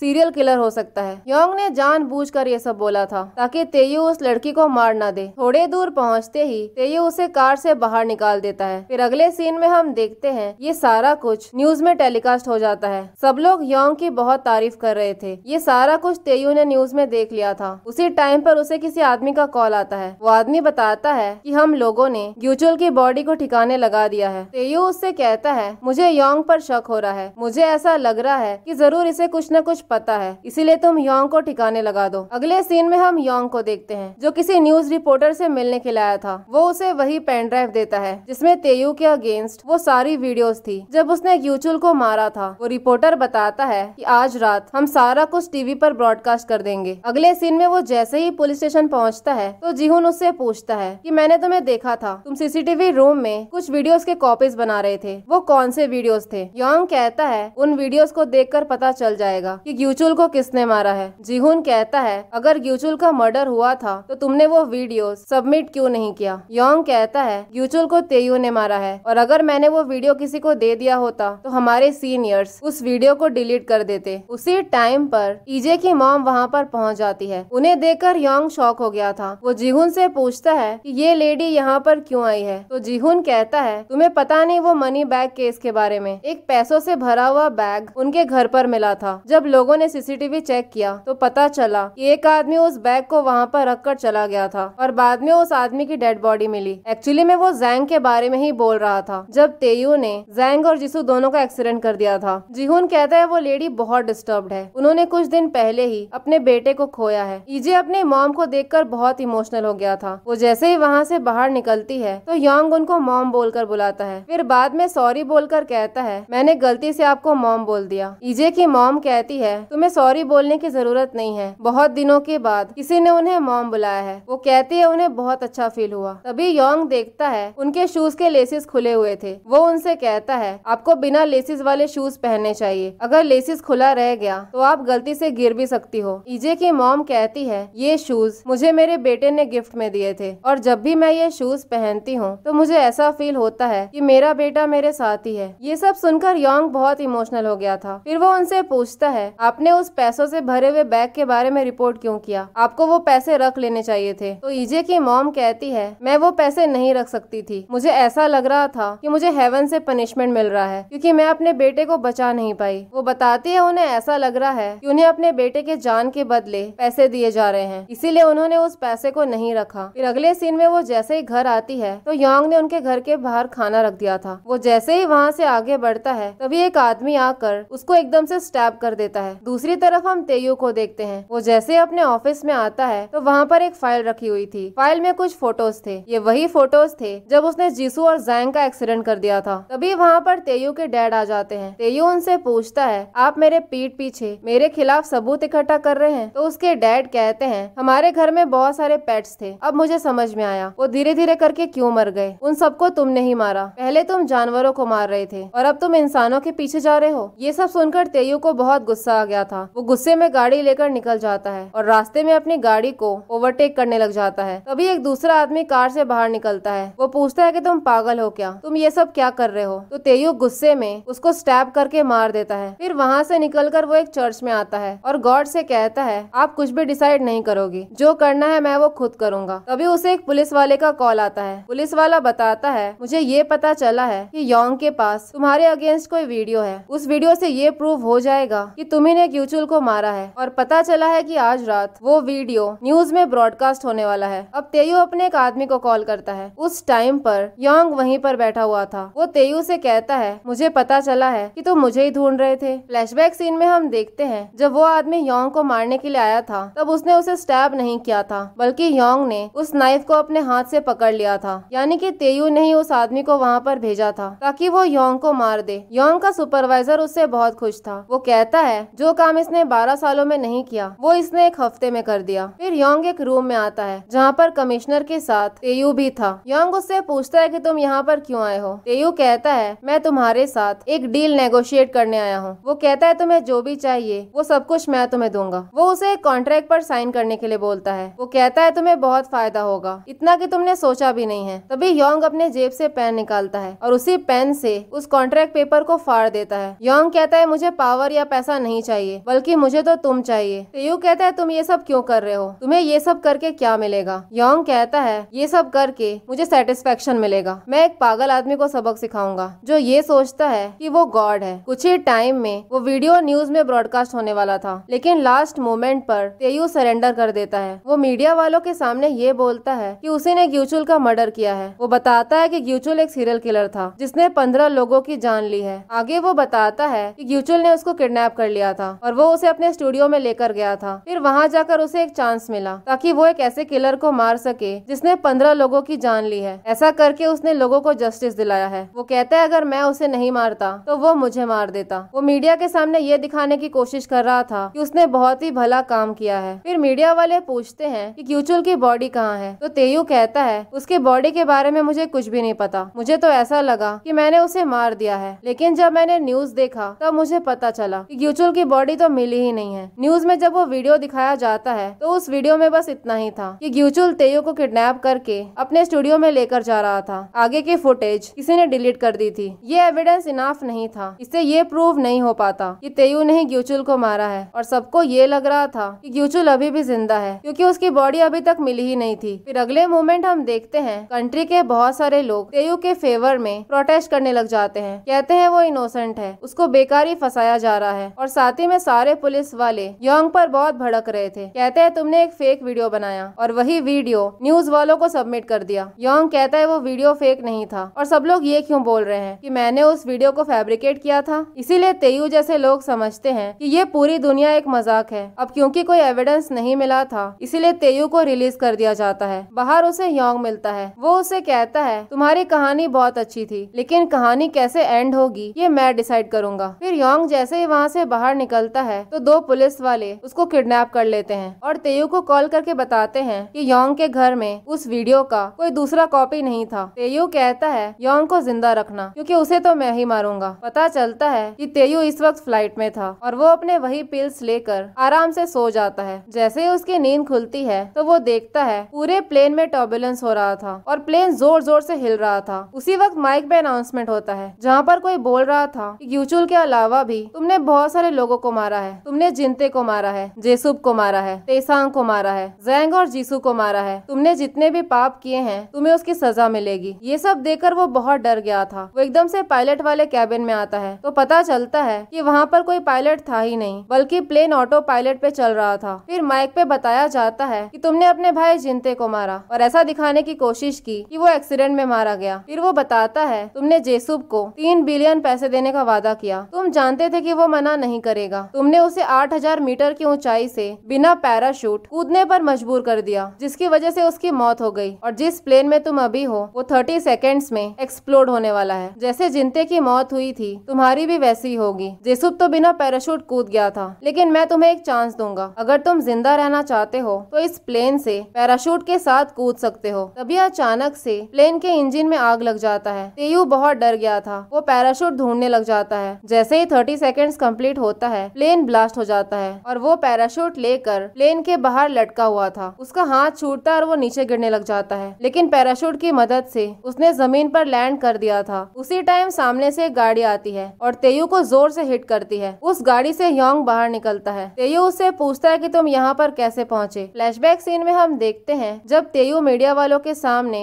सारा कुछ बोल रहा था, तब योंग मन में कहता है ये तो बिल्कुल वैसा ही बिहेव कर रहा है जैसा मैंने एक्सपेक्ट किया था। तब योंग ने ठान लिया था चाहे दुनिया वाले उसे सजा दे या ना दे, वो तेयू को सजा जरूर दिलवाएगा। उसे याद आता है जब वो जुहुन की बॉडी में गया था तब जुहुन के बॉस ने उसे एक हार्ड ड्राइव दिया था और बताया था कि इस हार्ड ड्राइव में उन लोगों ने जितने भी क्लाइंट्स के लिए काम किया है उनके सारे डिटेल्स हैं। और तेयू ने अपने भाई जिनते को मारने का कॉन्ट्रैक्ट जुहुन और उसके ग्रुप को दिया था, यानी कि उस हार्ड ड्राइव में सारी वीडियोस रिकॉर्डेड थी। अब जुहुन के मेमोरीज के थ्रू योंग वहीं पर पहुंच जाता है जहां पर उसके बॉस ने उस हार्ड ड्राइव को रखा था और जिनते के मेमोरीज के थ्रू उसको पता चला था कि तेयू अपने फाउंटेन पेन में ड्रग्स छुपा कर रखता है और उसने जानबूझकर उन ड्रग्स को स्लीपिंग पिल से रिप्लेस कर दिया, जो खाकर तेयू प्लेन में सो गया था। और जब उस पुलिस वाले ने योंग को किडनैप किया था तब योंग के कलीग ने उसका साथ दिया था और उन लोगों ने तेयू से झूठ बोला कि योंग किडनैप हो चुका है और जुहुन की मेमोरी को यूज करके उसने प्लेन के इंजन में बॉम्ब इंस्टॉल करना सीखा, यानी कि वो जितने भी लोगों के बॉडी में गया था उसने सारे लोगों की मेमोरीज को यूज किया ये प्लान एग्जीक्यूट करने के लिए। फिर अगले सीन में हम देखते हैं तेयू का सारा वीडियो न्यूज में ब्रॉडकास्ट हो जाता है। पहला वीडियो वो था जब उसने अपने भाई जिनते को मारने का कॉन्ट्रैक्ट जुहुन और उसके ग्रुप को दिया था और फिर वो कन्फेशन भी ब्रॉडकास्ट किया जाता है जहाँ पर उसने कन्फेस किया था कि उसने कितने लोगों की जान ली है। साथ ही में कमिश्नर को भी सस्पेंड कर दिया जाता है क्योंकि उन लोगों ने तेयू का साथ दिया था। यहाँ पर हमें वैसा ही सीन दिखाया जा रहा था कि जितने भी लोगों की बॉडी में वो गया था वो सारा काम वही लोग कर रहे हैं। और फिलहाल हमें दिखाया जाता है कि तेसांग ने उस गाड़ी को चलाते हुए तेयू का एक्सीडेंट किया और फिर जैंग ने उससे आकर कहा कि तुम ये डिसाइड नहीं करोगे कि ये कहानी कैसे खत्म होगी, क्योंकि हर एक अच्छी कहानी में कोई ना कोई नया ट्विस्ट आता ही है। फिर वो उसको बिल्कुल वैसे ही मारने की कोशिश करता है जैसे तेयू ने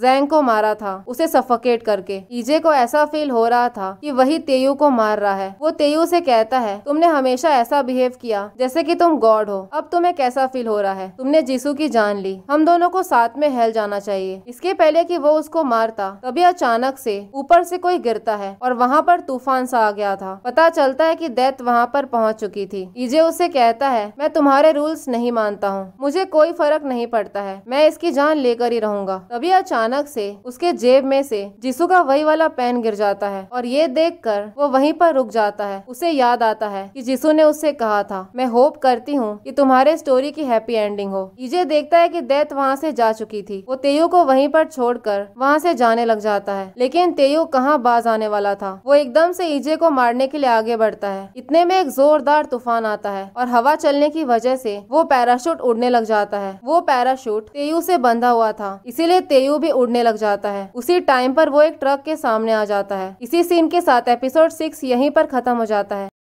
एपिसोड 7 की शुरुआत में हम तेयू के उसी असिस्टेंट को देखते हैं जो जेल में बंद था। तेयू ने उसे उस एक्सीडेंट का इल्जाम अपने ऊपर लेने के लिए बोला था। तभी वहाँ पर योंग आता है। वो उसे कहता है मुझे ऐसा लग रहा है तुम्हारे साथ बहुत गलत हुआ है। तो वो आदमी कहता है कोई पॉइंट नहीं है एक्सप्लेन करने का, मैंने सबको समझाने की कोशिश की लेकिन कोई मुझ पर भरोसा नहीं करता। योंग कहता है मैं तुम पर भरोसा करता हूँ, मुझे पता है तुम यहाँ पर तेयू की सजा काट रहे हो। योंग कहता है मैंने अपनी आंखों से सब कुछ देखा था। फिर वो उसे तेयू के कार के डैश कैम का वही वाला मेमोरी कार्ड देता है जो उस रात उसने गटर में फेंक दिया था। उस मेमोरी कार्ड में पूरा वीडियो रिकॉर्ड हो गया था कि वो एक्सीडेंट तेयू ने ही किया है। मेमोरी कार्ड देखकर वो बहुत खुश हो गया था, उसे लग रहा था कि वो बच जाएगा। योंग उस मेमोरी कार्ड को आगे बढ़ाता है और एकदम से उस मेमोरी कार्ड को तोड़ देता है। ये देखकर उस आदमी को बहुत गुस्सा आ जाता है। वो कहता है तुमने इसे क्यों तोड़ा, तुम्हें पता है ये मेमोरी कार्ड मेरी लाइफलाइन थी। तो योंग कहता है तुम एक ऐसे इंसान हो जो सिर्फ अपने बारे में सोचता है, तुम्हें दूसरों की लाइफ की जरा भी परवाह नहीं है। तो वो आदमी कहता है तुम एक पुलिस वाले हो, तुम एक पुलिस वाले होकर ऐसा कैसे कर सकते हो, ये सब लॉ के अगेंस्ट है। योंग कहता है तुम लॉ की इतनी बड़ी बड़ी बातें कर रहे हो, इन सब बातों की वजह से तुम्हारी जान भी जा सकती है। याद करो तुम्हें ने मुझसे ये सब कहा था ना। तभी उसे याद आता है उसने ये सारी बातें तेसांग से जेल में बोली थी जब तेसांग तेयू की सजा काट रहा था। फिर हमें प्रेस कॉन्फ्रेंस का सीन दिखाया जाता है जहाँ पर बताया जाता है कि जितनी भी वीडियोस तेयू के अगेंस्ट मिली थी वो सारी वीडियोस सही थी, इसीलिए तेयू को अरेस्ट करने के लिए वारंट निकाल दिया गया है और जितने भी पुलिस ऑफिसर्स जिन लोगों ने तेयू की हेल्प की है उन्हें भी अरेस्ट कर लिया गया है। पता चलता है कि तेयू की हालत बहुत खराब थी, वो क्रिटिकल कंडीशन में था और उसके 2 मेजर सर्जरीज हुए थे। और हमें ये भी बताया जाता है कि तेयू के डैड ने तेकांग ग्रुप के चेयरमैन वाले पोजीशन से स्टेप डाउन कर दिया है। अगले सीन में हम योंग को देखते हैं जो तेयू से मिलने के लिए आया था। वो तेयू से कहता है तुम्हें गॉड ने इसीलिए जिंदा रखा है ताकि तुम अर्थ पर हेल एक्सपीरियंस करो। पता चलता है कि तेयू का दोनों पैर एक्सीडेंट की वजह से कट चुका था।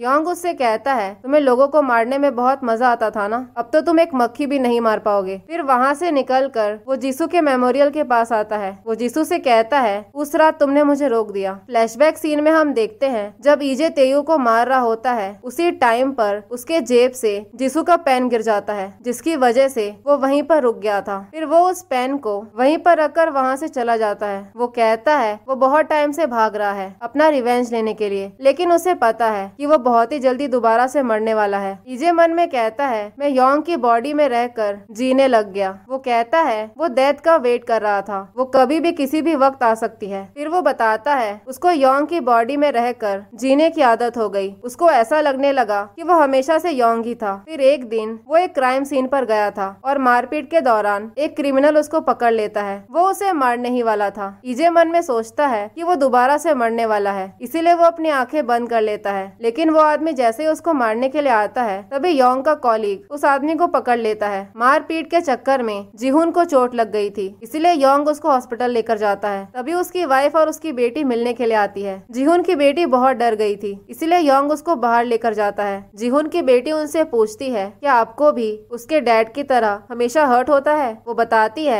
जब भी उसके डैड काम से आते हैं वो हर वक्त हर्ट रहते हैं और जब भी वो काम को जाते हैं मुझे उनकी बहुत फिक्र होती है। तो योंग उस बच्ची से प्रॉमिस करता है और कहता है चाहे कुछ भी हो जाए मैं तुम्हारे डैड को हमेशा प्रोटेक्ट करूंगा। वो बच्ची देखती है योंग को चोट लगा है, इसीलिए वो उन्हें बैंडेड लगा देती है और कहती है उसके डैड के साथ साथ आपको अपना भी ख्याल रखना है। ईजे जिहुन की फैमिली को देखकर बहुत इमोशनल हो गया था। वो मन में कहता है अगर आज वो जिंदा होता तो उसकी भी एक फैमिली होती। फिर अगले सीन में वो दोनों एक क्रिमिनल को पकड़ने के लिए बिल्डिंग के टेरेस तक पहुंच गए थे। वो आदमी देखता है आगे भागने की कोई जगह ही नहीं है। तो योंग उससे कहता है तुम्हें पता नहीं था क्या कि आगे भागने की जगह नहीं मिलेगी, तो तुम यहाँ तक आए क्यों। फिर योंग कहता है हमें पता है तुम्हारे पास ड्रग्स है, इसीलिए सरेंडर कर दो। तो वो क्रिमिनल कहता है उसके पास सिर्फ ड्रग्स नहीं है बल्कि उसके पास गन भी है। वो गन निकाल कर एक के पैर में और एक के हाथ में शूट कर देता है। तभी योंग को याद आता है उसने जिहुन की बेटी से प्रॉमिस किया था कि वो उसके डैड को हमेशा प्रोटेक्ट करेगा। ईजे मन में कहता है मैं जीसू को तो नहीं बचा पाया, लेकिन इस बार मैं ये गलती नहीं करूंगा। वो भागते हुए जाकर उस आदमी को पकड़ लेता है और वो आदमी मौका पाकर योंग को शूट कर देता है और वो उसे नॉन स्टॉप शूट कर रहा था। योंग चिल्लाते हुए बोलता है कोई 1 मिनट के लिए मुझे शूट करना बंद करेगा, जो देखो वो मुझे शूट करता रहता है। यहाँ पर वो डेथ की बात कर रहा था क्योंकि डेथ हमेशा उसे शूट करती रहती थी। फिर वो उस आदमी को लेकर सीधा बिल्डिंग से कूद जाता है जिसकी वजह से योंग की मौत हो चुकी थी। फिर अगले सीन में जैसे ही ईजे को होश आता है तो डेथ उससे कहती है मैंने तुमसे कहा था। तो ईजे कहता है तुम इस बात से दुखी हो ना क्योंकि मैंने खुद को मार दिया, लेकिन इसके पीछे रीजन था।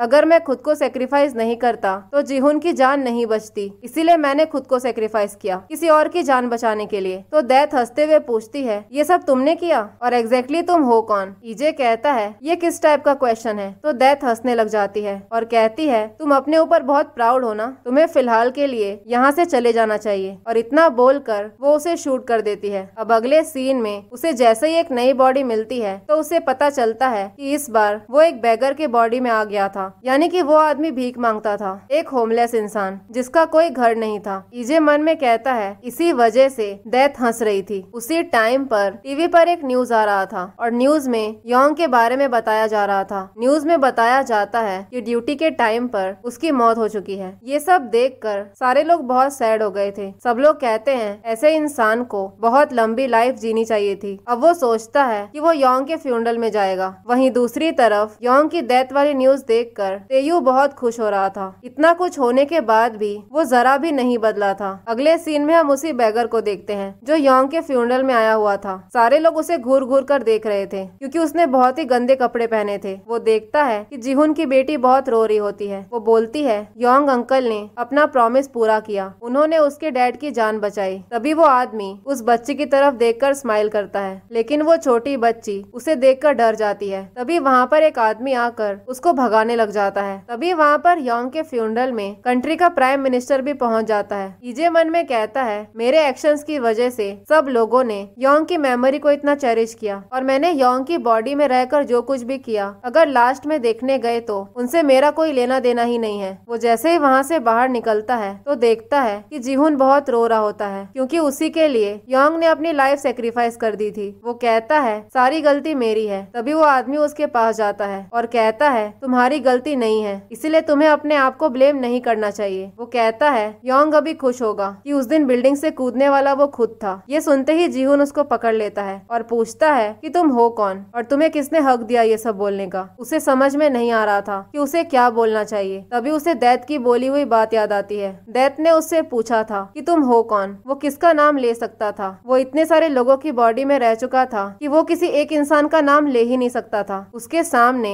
सारे लोगों का चेहरा आने लग जाता है, जितने भी लोगों की बॉडी में वो गया था। वो रोते हुए बोलता है मुझे नहीं पता कि मैं कौन हूँ। तभी उसे जीसू की बोली हुई बात याद आती है। जीसू ने उससे कहा था इंसान तभी खुशी से जीता है जब वो खुद में जीता है। ईजे कहता है फाइनली मुझे समझ में आ गया है, किसी और इंसान की बॉडी में बार बार जन्म लेना ये सारा कुछ पॉइंटलेस है। अगर मैं खुद में नहीं जी सकता तो इन सब चीजों का कोई सेंस ही नहीं बनता। उसी टाइम पर वो चमकता हुआ स्टोन उसकी तरफ आ रहा था। ईजे कहता है इस बार मुझे इस इंसान की मेमोरी नहीं चाहिए, इसीलिए वो उस स्टोन से दूर भागने लग जाता है। वो इतनी तेजी से भाग रहा था कि वो सीढ़ियों से नीचे गिर जाता है और वहीं पर उसकी मौत हो जाती है। फिर अगले सीन में वो जैसे ही दैत के पास पहुंचता है तो वो दैत से कहता है ये सब देखकर तुम्हें बहुत मजा आ रहा होगा। तो दैत हंसते हुए बोलती है तुम्हें देखकर मुझे बहुत हंसी आ रही है, तुम खुद का और कितना मजाक बनाओगे, ये सब मुझे बहुत ही एंटरटेनिंग लग रहा है। ईजे को ये सब सुनकर बहुत गुस्सा आ जाता है। वो दैत से पूछता है क्या मैंने सच में जीहुन की जान बचाई है? क्या सच में वो वहाँ पर मरने वाला था? क्या उसकी डेस्टिनी थी कि वो उसी लोकेशन पर मरने वाला है? दैत कहती है मुझे यकीन है अब तक तुम्हें पता चल गया होगा, कोई भी चीज अब मैटर नहीं करती। तभी ईजे उसके सामने आकर कहता है मुझे शूट करो, मुझे अब सिर्फ 2 ही बार मरना है, उसके बाद ये सब कुछ खत्म हो जाएगा। दैत कहती है मैंने तुमसे कहा था कि ये पेन ऑफ डेथ आगे जाकर और वर्स होगा। आगे जो पेन तुम्हें मिलने वाला है वो तुमने इमेजिन भी नहीं किया होगा। ईजे कहता है चाहे कुछ भी हो जाए वो खुद की जान लेकर ये सब कुछ खत्म कर देगा। दैत कहती है तुम बहुत बड़े बेवकूफ हो और इतना बोलकर वो उसे शूट कर देती है। फिर अगले सीन में वो जैसे ही किसी और की बॉडी में आता है तो मन में सोचता है कि ये आदमी कौन है। फिर वो कहता है क्या ही फर्क पड़ता है कि कौन सा आदमी कौन है। अब यही सोचकर वो भागने लग जाता है और कहता है मुझे कैसे भी करके इस लाइफ को खत्म करना होगा। यहाँ से हमें वही सीन दिखाया जाता है जो हमने सीरीज के शुरुआत में देखा था, जब ईजे अपने जॉब इंटरव्यू के लिए जा रहा था। उसी टाइम पर वो चमकता हुआ स्टोन उसके अंदर घुस जाता है। पता चलता है कि यह आदमी ऐसी लाइफ जी रहा था जैसी लाइफ ईजे हमेशा से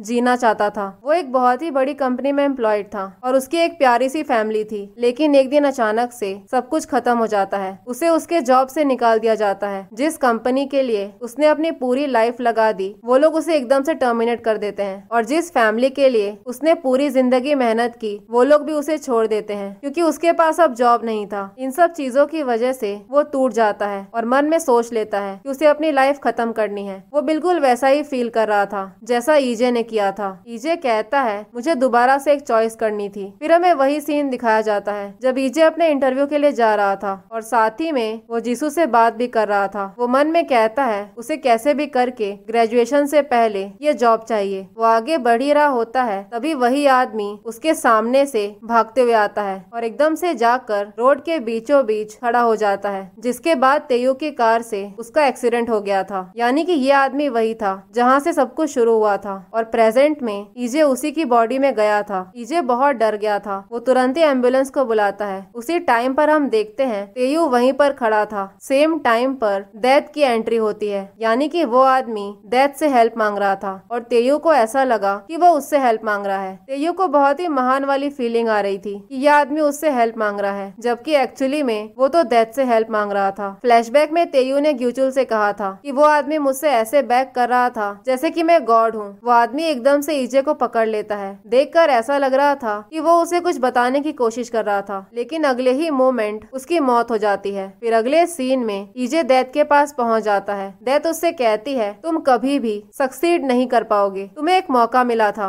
सब कुछ ठीक करने का। ईजे कहता है तुम इतने श्योर कैसे हो सकती हो? तो डेथ कहती है सारे इंसानों को मैंने पनिश किया है, जितने भी इंसानों को मैंने पनिश किया है सबको लास्ट में बस एक ही चीज चाहिए थी। इंसान को जब अपॉर्चुनिटी मिलती है तो वो उसे रिकॉग्नाइज नहीं करते। तुमने मुझे क्लेम किया था कि तुम मुझे हरा दोगे मेरे रूल्स के साथ, और अब हमारे पास एक फाइनल शॉट बचा है। ईजे कहता है डेथ इकलौता एक तरीका है जिससे ये सब खत्म हो जाएगा। जो पेन मैं फेस कर रहा हूँ वो पेन खत्म हो जाएगा। वो कहता है वैसे भी वो हेल में ही जाने वाला है, तुम चाहे मुझे किसी के बॉडी में भी डाल दो, मैं सब कुछ जल्दी खत्म कर दूंगा। डेथ कहती है मुझे डाउट है कि तुम ऐसा करोगे, और इतना बोलकर वो उसे शूट कर देती है। फिर अगले ही मोमेंट उसको जैसे ही एक नई बॉडी मिलती है तो उसे पता चलता है कि वो अपनी खुद की मॉम के बॉडी में आ गया था। और इसी सीन के साथ एपिसोड 7 यहीं पर खत्म हो जाता है। हे गाइस, तो फाइनली हम पहुंच चुके हैं डेथ्स गेम के लास्ट एपिसोड पर। एपिसोड 8 के शुरुआत में ईजे को जैसे ही एक नई बॉडी मिलती है तो उसे पता चलता है कि इस बार वो अपनी खुद की मॉम की बॉडी में आ गया था। वो मन में कहता है ये बहुत ही क्रूअल है। उसी टाइम पर वो चमकता हुआ स्टोन उसके अंदर घुस जाता है। ईजे कहता है मुझे ऐसा लगता था कि मैं अपनी मॉम को बहुत ही अच्छे से जानता हूँ, लेकिन बाद में मुझे पता चला कि मैं उनको बिल्कुल भी नहीं जानता था। वो बताता है उसकी मॉम एक ऐसी लड़की हुआ करती थी जिसके बहुत ही बड़े बड़े सपने थे। वो किसी की वाइफ बनी, फिर वो एक माँ बनी, और वो जिस आदमी से प्यार करती थी वो उन्हीं के साथ में थी। उनकी एक बहुत ही प्यारी सी फैमिली थी। उन्हें ऐसा लगा कि उनका ये हैप्पीनेस हमेशा रहेगा, लेकिन ऐसा नहीं हुआ। बहुत ही कम एज में ईजे के डैड की डेथ हो गई, लेकिन इतना कुछ होने के बाद भी ईजे की मॉम कभी टूटी नहीं। वो अपनी लाइफ ईजे के लिए जी रही थी। वो दिन रात अपने बेटे के लिए काम करती थी। एक बार जब उन्हें पता चलता है कि ईजे की तबीयत खराब हो गई है तो वो उसे अपने पीठ पर बिठाकर हॉस्पिटल लेकर जाती है। जब भी ईजे की तबीयत खराब होती थी तो उसकी मॉम को ऐसा लगता था कि ईजे की जगह पर उनकी खुद की तबीयत खराब हो जाए, लेकिन ईजे को कुछ भी ना हो। फिर एक दिन सडनली उसका बॉस उसे काम से निकाल देता है, और वहाँ के बहुत सारे एम्प्लॉयज को भी निकाला गया था, जिसके लिए उन लोगों ने प्रोटेस्ट भी किया था। ईजे कहता है जो मुसीबतों का सामना मैंने किया उससे कई गुना ज्यादा मुसीबत उसकी मॉम ने झेली है, लेकिन इतना होने के बावजूद उन्होंने कभी गिव अप नहीं किया। वो कहता है मैं लकी था कि मुझे ऐसी मॉम मिली, लेकिन मेरी बेवकूफियों की वजह से कभी भी इन चीजों को मैंने देखा ही नहीं। और जिस रात ईजे ने सुसाइड किया था उसकी मॉम ने उसे बहुत सारे कॉल्स किए थे। उस टाइम पर वो हॉस्पिटल में थी। फिर थोड़ी ही देर के बाद उनको पुलिस का कॉल आता है और पता चलता है कि ईजे ने अपनी जान दे दी। ये सब सुनकर वो बुरी तरीके से टूट जाती है, और जब उन्होंने ईजे की बॉडी को देखा था तो उनकी हालत बहुत खराब हो गई थी। ऐसी हालत हो गई थी जिसे डिस्क्राइब करना बहुत मुश्किल है। ईजे कहता है डेथ कंटेजियस है। वो तो इस दुनिया से डिसअपियर हो गया, लेकिन उसका डेथ पीछे ही रह गया उन लोगों के साथ जो उससे प्यार करते थे। फिर अगले सीन में पुलिस वाले लोग ईजे की मॉम को इंक्वायरी के लिए बुलाते हैं। वो लोग उनसे पूछते हैं आपको क्या लगता है आपके बेटे ने सुसाइड क्यों किया? तो ईजे की मॉम कहती है उसने ये सब कुछ मेरी वजह से किया। वो कहती है वो कभी भी उसकी अच्छी मॉम नहीं बन पाई। फिर हमें उनके काम का सीन दिखाया जाता है जहाँ पर एक लेडी को ग्रैंडसन हुआ था। तो ईजे की मॉम उस लेडी को कुछ पैसे देती है ताकि वो अपने ग्रैंडसन के लिए कुछ खरीद ले। उनके वहाँ से जाने के बाद वहाँ के सारे लोग उनके पीठ पीछे बहुत कुछ बोलने लगते हैं। वो लेडी बहुत गुस्सा हो जाती है। वो कहती है इसने मुझे पैसे क्यों दिए, इस औरत से पैसे लेना बैड लक होगा। तो दूसरी लेडी कहती है तुम इन पैसों को अपने ग्रैंडसन के लिए यूज मत करना। ये सारा कुछ वो बाहर से सुन रही थी। उन्हें बहुत बुरा लगता है। वो हर टाइम बहुत डिप्रेस्ड रहती थी। प्रेजेंट में ईजे को अपनी मॉम की सारी मेमोरीज मिल जाती है। तभी उसे याद आता है डेथ ने उससे पूछा था तुमने अपनी जान इसीलिए ली क्योंकि तुम्हें अपनी लाइफ होपलेस लगी? तब ईजे ने कहा था कि इसमें गलत क्या है, मैंने कभी भी किसी को नुकसान नहीं पहुंचाया। तो डेथ कहती है ध्यान से याद करो, क्या तुमने सच में किसी को नुकसान नहीं पहुंचाया? ईजे मन में कहता है डेथ हमेशा से जानती थी कि आखिर उसने क्या गलत किया है, और इसीलिए उसने 12 पेनफुल डेथ एक्सपीरियंस किया और वो उसकी पनिशमेंट थी। लेकिन जिस डेथ ने उसे सबसे ज्यादा पेन दिया वो तब हुआ था जब जीसू की मौत हो गई थी, यानी कि उसको अपने डेथ से इतना पेन नहीं हुआ जितना उसको अपनों के खोने से पेन हुआ। जिस पेन को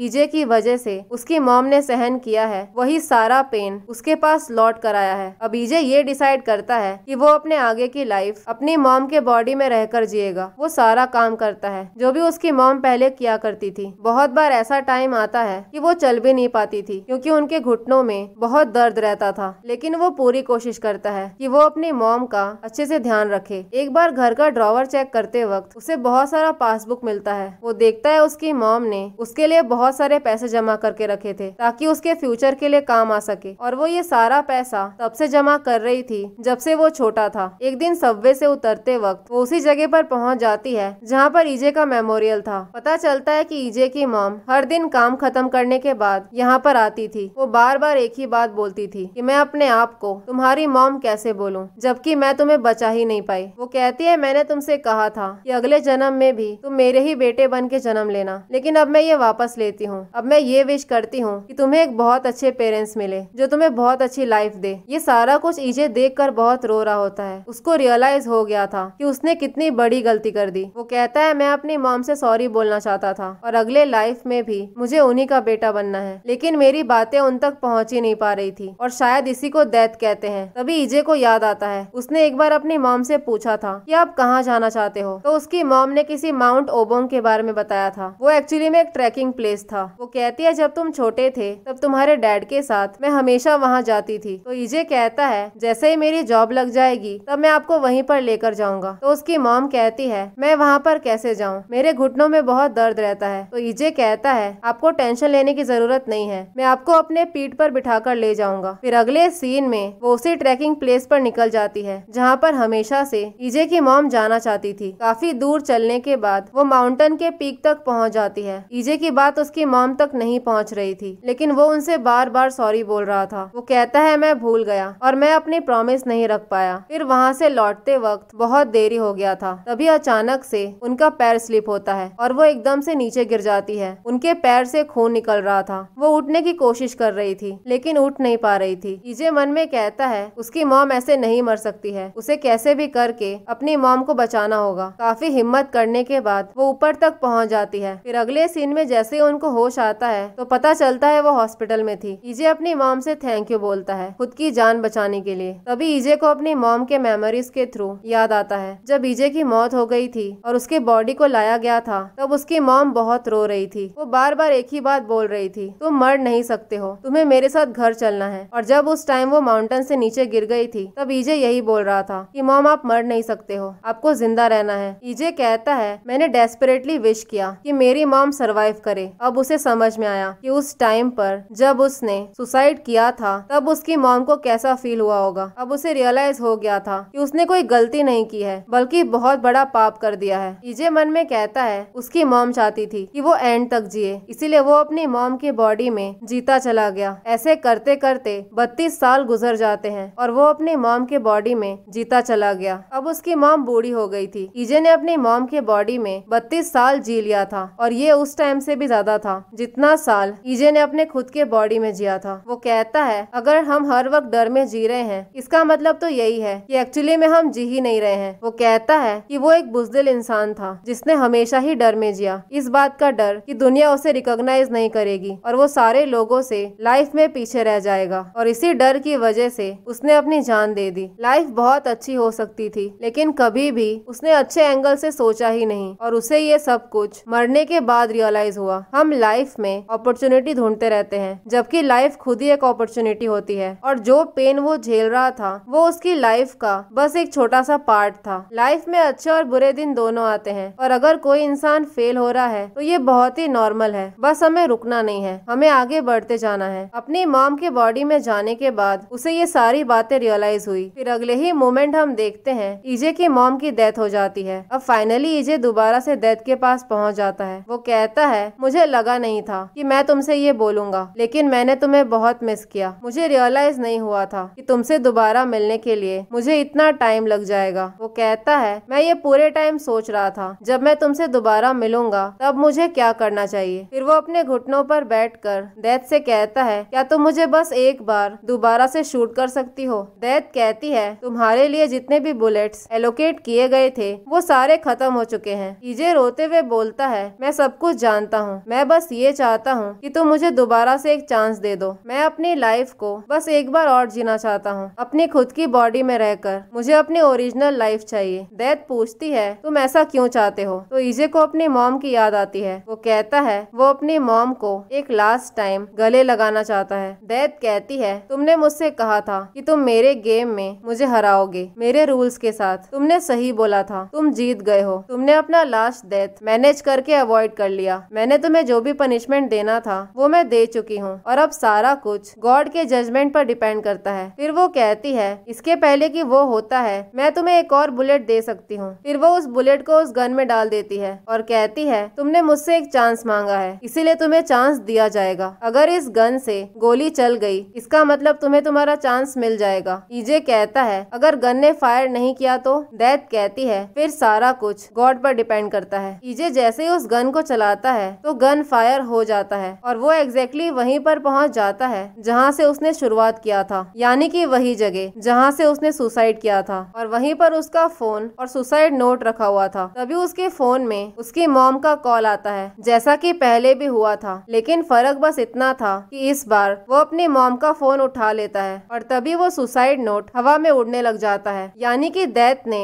ईजे को उसके ओरिजिनल बॉडी में भेज दिया था। ठीक उसी टाइम से पहले जब वो सुसाइड करने वाला था, उसे अपनी लाइफ जीने का एक और चांस मिल चुका था। तो गाइज, वैसे तो मैं इस सीरीज को डिस्क्राइब नहीं कर सकती हूँ क्योंकि फॉर श्योर वर्ड्स कम पड़ जाएंगे। ये सीरीज 10 on 10 है, टोटली मास्टरपीस। ऐसी सीरीज रेयरली ही बनती है। लिटरली बहुत ही अच्छी सीरीज थी। इस सीरीज के कुछ सीन्स ऐसे थे जहाँ पर सच में मैं फूट फूट कर रोई हूँ। कमाल की स्टोरी लाइन थी। आप चाहे इसकी एक्टिंग ले लो, स्क्रिप्टिंग ले लो, कुछ भी ले लो, इट वॉज टोटली कमेंडेबल। और सबसे इम्पोर्टेंट पार्ट, हमें यहाँ पर माँ और बच्चे का प्यार दिखाया गया है कि एक माँ अपने बच्चे के लिए किस हद तक जा सकती है और उनका रिश्ता कितना खूबसूरत होता है। वैसे तो ये सीरीज ऑलरेडी मास्टरपीस है, लेकिन आई रियली होप कि इसका सीजन 2 आए। मुझे आप लोग कमेंट करके जरूर बताएं कि आप लोगों को ये ड्रामा कैसा लगा। अगर एक्सप्लेनेशन पसंद आई हो तो लाइक शेयर और सब्सक्राइब जरूर करें। Thank you so much guys.